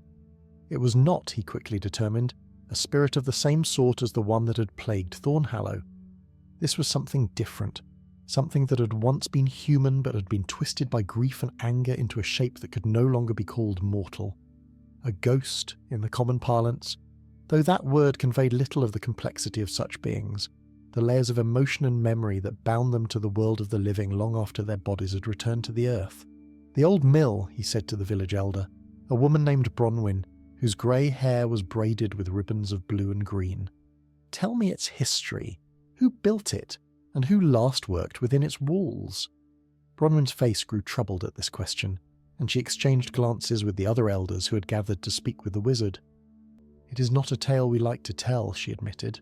"There is shame in it, and sorrow, and we had hoped that by forgetting we might somehow erase the stain that it left upon our community. But if you believe it will help, I will speak of it, though the words come hard." And so she told him the story, a tale that stretched back 3 generations to a time when Millbrook had been larger and more prosperous than it was today.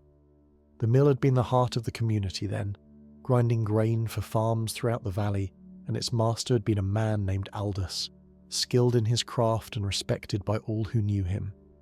He had a wife named Alara, beautiful and kind, and together they had built a life that seemed blessed by fortune in every particular.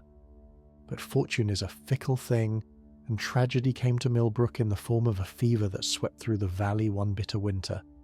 Alara fell ill, and despite all that Aldous could do, despite the healers he summoned from distant towns and the prayers he offered to whatever powers might listen, she slipped away from him, leaving behind only memories and a grief so vast that it threatened to swallow him whole. What happened next was the part of the story that Bronwyn found most difficult to tell.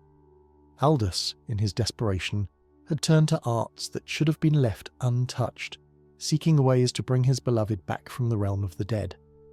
He found old books in dusty corners of libraries, consulted with travellers who claimed knowledge of forbidden things, and eventually performed rituals in the depths of his mill that no one in Millbrook fully understood. The results were not what he'd hoped. Instead of restoring Alara to life, he had bound her spirit to the place of his working. trapped her in a half-existence between the living world and whatever lay beyond, unable to move on, unable to find peace. And Aldous himself, Gandalf asked when the tale was done. What became of him? Bronwyn shook her head sadly. He vanished one night not long after the rituals were completed. Some say he threw himself into the river in his grief and guilt. Others claim he wandered off into the wilderness, seeking death in the wild places where no one would find his body. All we know for certain is that he was never seen again, and the mill has stood empty ever since. We boarded up its windows and barred its doors, hoping that whatever lingered within would fade with time. But it seems that hope was in vain. Gandalf nodded slowly, understanding now the nature of the entity that walked Millbrook's streets after dark. This was not a malevolent spirit in the truest sense, not a thing of evil seeking to cause harm. It was a soul in torment, bound against its will to a place of suffering, reaching out in confusion and pain to the living who might help it find release. The glowing eyes, the strange footprints, the midnight wanderings, all were the manifestations of a desperate yearning for connection, for understanding, for someone who might finally set things right. I will go to the mill tonight, Gandalf told the gathered elders, and I will speak with the spirit of Alara, if spirit it truly is. Perhaps there is a way to undo what Aldous wrought, to free his wife from the chains of grief and guilt that bind her to this place. But I will need something from you as well, something that may be difficult to provide. Name it, said Bronwyn without hesitation. Whatever it takes to end this haunting, we will give it gladly. I will need forgiveness, Gandalf replied quietly. Not for Alara, who was an innocent victim of her husband's misguided love, but for Aldous himself. The rituals he performed were born of desperation, not malice.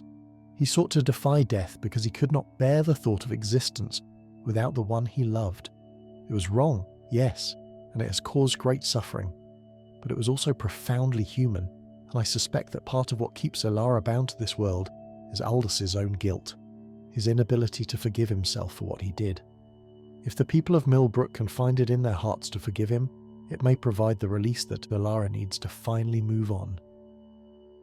The elders looked at one another, their faces reflecting the struggle that such forgiveness required. For 3 generations they had spoken of Aldous with condemnation and horror, treating his memory as a cautionary tale rather than as the story of a grieving man who made a terrible mistake. To forgive him now, to release the anger and resentment that had calcified around his name, would require a fundamental shift in how they understood their own history.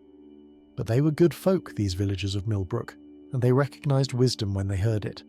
One by one they nodded their assent, and Bronwyn spoke for all of them when she said, "If forgiveness is what is needed, then forgiveness we will give. Let the past be laid to rest, along with those who suffered in its making." That night, as darkness fell over the valley and the stars emerged in the clear sky above, Gandalf walked alone to the old mill at the edge of town. Its silhouette rose against the moonlight like a hunched and weary giant, its wheel motionless, its windows dark save for a faint glow that seemed to emanate from deep within its walls. The wizard approached without fear, his staff held loosely in his hand, his heart open to whatever he might find within. The door creaked as he pushed it open, and he stepped into a space that smelled of dust and damp and the faint sweetness of decay. Moonlight filtered through gaps in the boards that covered the windows, casting pale stripes across a floor littered with the debris of decades. And there, in the centre of the room, stood a figure wreathed in soft luminescence, a woman whose beauty had not faded even in death, whose eyes held depths of sorrow that no words could adequately describe. "You have come at last," she said, and her voice was like wind through autumn leaves. "I have waited so long for someone who could see me, who could hear me, who might finally help me find my way home." Gandalf stood before the spirit of Alara, feeling the waves of sorrow that emanated from her translucent form like heat from a dying fire. She was beautiful still, even in death, with features that spoke of gentleness and grace, but her beauty was marred by the anguish that had become her constant companion through the long years of her imprisonment. The moonlight passed through her as though she were made of gossamer and starlight, and when she moved, she left no footprints upon the dusty floor. "I know your story," Gandalf said gently, his voice carrying the warmth and compassion that had brought comfort to so many troubled souls throughout his long years of wandering. I know what Aldous did in his grief, and I know the suffering it has caused you. But I have come to tell you that the time for suffering has ended. The people of Millbrook have found it in their hearts to forgive your husband for his mistakes, and I believe that forgiveness may hold the key to your release." Ilara's eyes, which had been fixed upon him with desperate hope, flickered with something that might have been doubt or might have been fear. "Forgiveness," she repeated, the words seeming to cause her pain even as she spoke it. "How can they forgive what cannot be undone? How can I forgive myself for being the cause of his damnation? If he had not loved me so deeply, he would never have turned to such dark arts. If I had been stronger, had fought harder against the fever that claimed me, perhaps none of this would have happened." Gandalf shook his head slowly, his heart aching for this gentle spirit who had been so cruelly trapped between worlds. "You bear no blame for what occurred," he said firmly. "The fever was not of your making, and your husband's choices were his own. Love drove him to desperation, yes, but love also drove the people of Millbrook to seek help when your wanderings frightened them, and love has brought me here tonight to offer what aid I can. Do not let guilt bind you any more tightly than the rituals that hold you here. Let go of the weight you have carried and allow yourself to find the peace that has been denied you for so long." The spirit was silent for a long moment, her form flickering like a candle flame in a gentle breeze. When she spoke again, her voice was softer, touched with a vulnerability that made her seem almost alive once more. "I'm so tired," she whispered, "so tired of wandering, of watching the living go about their lives while I remain caught between moments, unable to move forward, unable to go back. I want to rest. I want to see what lies beyond this place, to discover whether Aldous waits for me there or whether his soul was lost along with his body. But I do not know how to let go. The chains that bind me are not of my making, and I lack the strength to break them alone." Gandalf stepped closer to her, and though he could not touch her physical form, he felt the connection that formed between them, a bridge of understanding and compassion that spanned the gulf between the living and the dead. "You will not have to break them alone," he said quietly.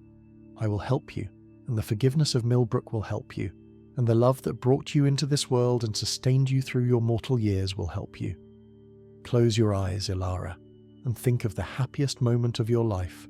Think of the joy that filled your heart when it was at its fullest, and let that memory be your guide to whatever awaits beyond." The spirit hesitated for just a moment, her ethereal features reflecting the inner struggle between hope and fear that had defined her existence for so long. Then, slowly she closed her eyes, and a smile touched her lips, a smile that spoke of summer afternoons and loving embraces, of laughter shared beside a crackling fire, of all the small and precious moments that had made her life worth living. Gandalf raised his staff and began to speak words of power, not the harsh commands that could bend the fabric of reality to his will, but gentle invocations that called upon the grace and mercy that existed beyond the circles of the world. The light that emanated from his staff was not the fierce white blaze that he summoned in battle, but a soft golden glow that wrapped around Ilara like a blanket, like the arms of a loved one welcoming her home after a long journey.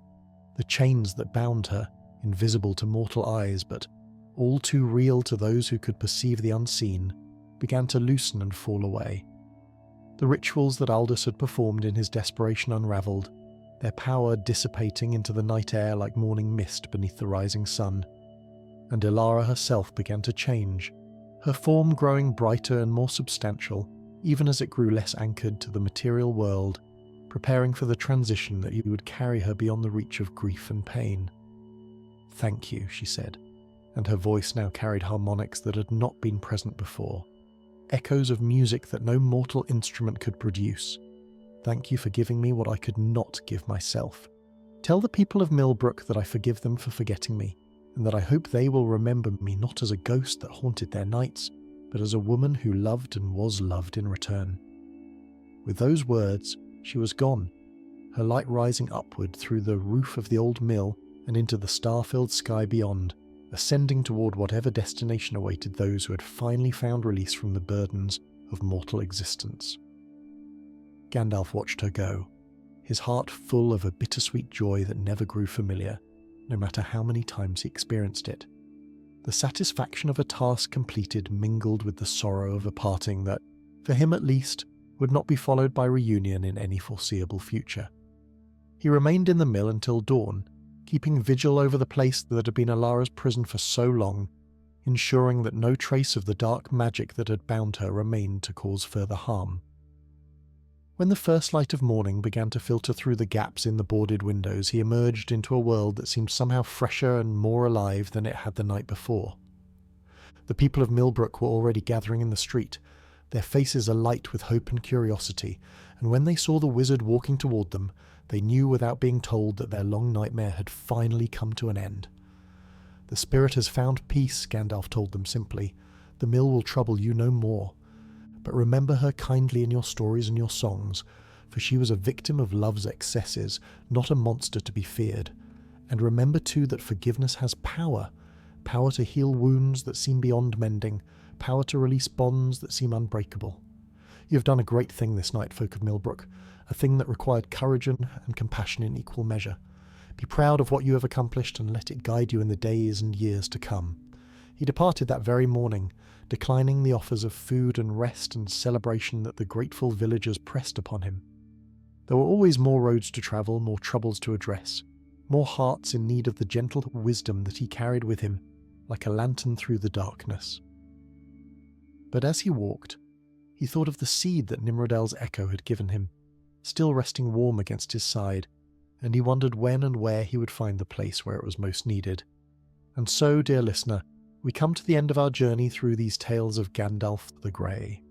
We have walked with him through shadow and starlight, through sorrow and hope, through the quiet heroism of ordinary folk and the ancient mysteries of a world far older than our own. We have seen how darkness can creep into the most peaceful of places and how courage and compassion can drive it back again. We have learned that hope is not dependent upon circumstances, that forgiveness has power beyond measure, and that even the smallest acts of kindness can ripple outward through the ages, touching lives that the original actor never imagined. Now the fire burns low in the hearth, and the stars wheel slowly overhead, and the time has come for rest. Let these stories settle gently upon your thoughts like fallen leaves upon still water. Let the peace that Gandalf brought to Thornhallow and Millbrook wrap around you like a warm blanket. Let the wisdom of ages carry you softly into dreams of green hills and quiet streams, of ancient forests and gentle folk, of a world where magic still walks and where hope endures no matter how dark the night may grow. Sleep now, dear listener, and know that you are safe, that you are loved, and that tomorrow will bring new adventures for those brave enough to seek them. Until we meet again upon the paths of story and dream, may the stars shine upon your rest, and may your slumber be deep and peaceful and filled with wonder.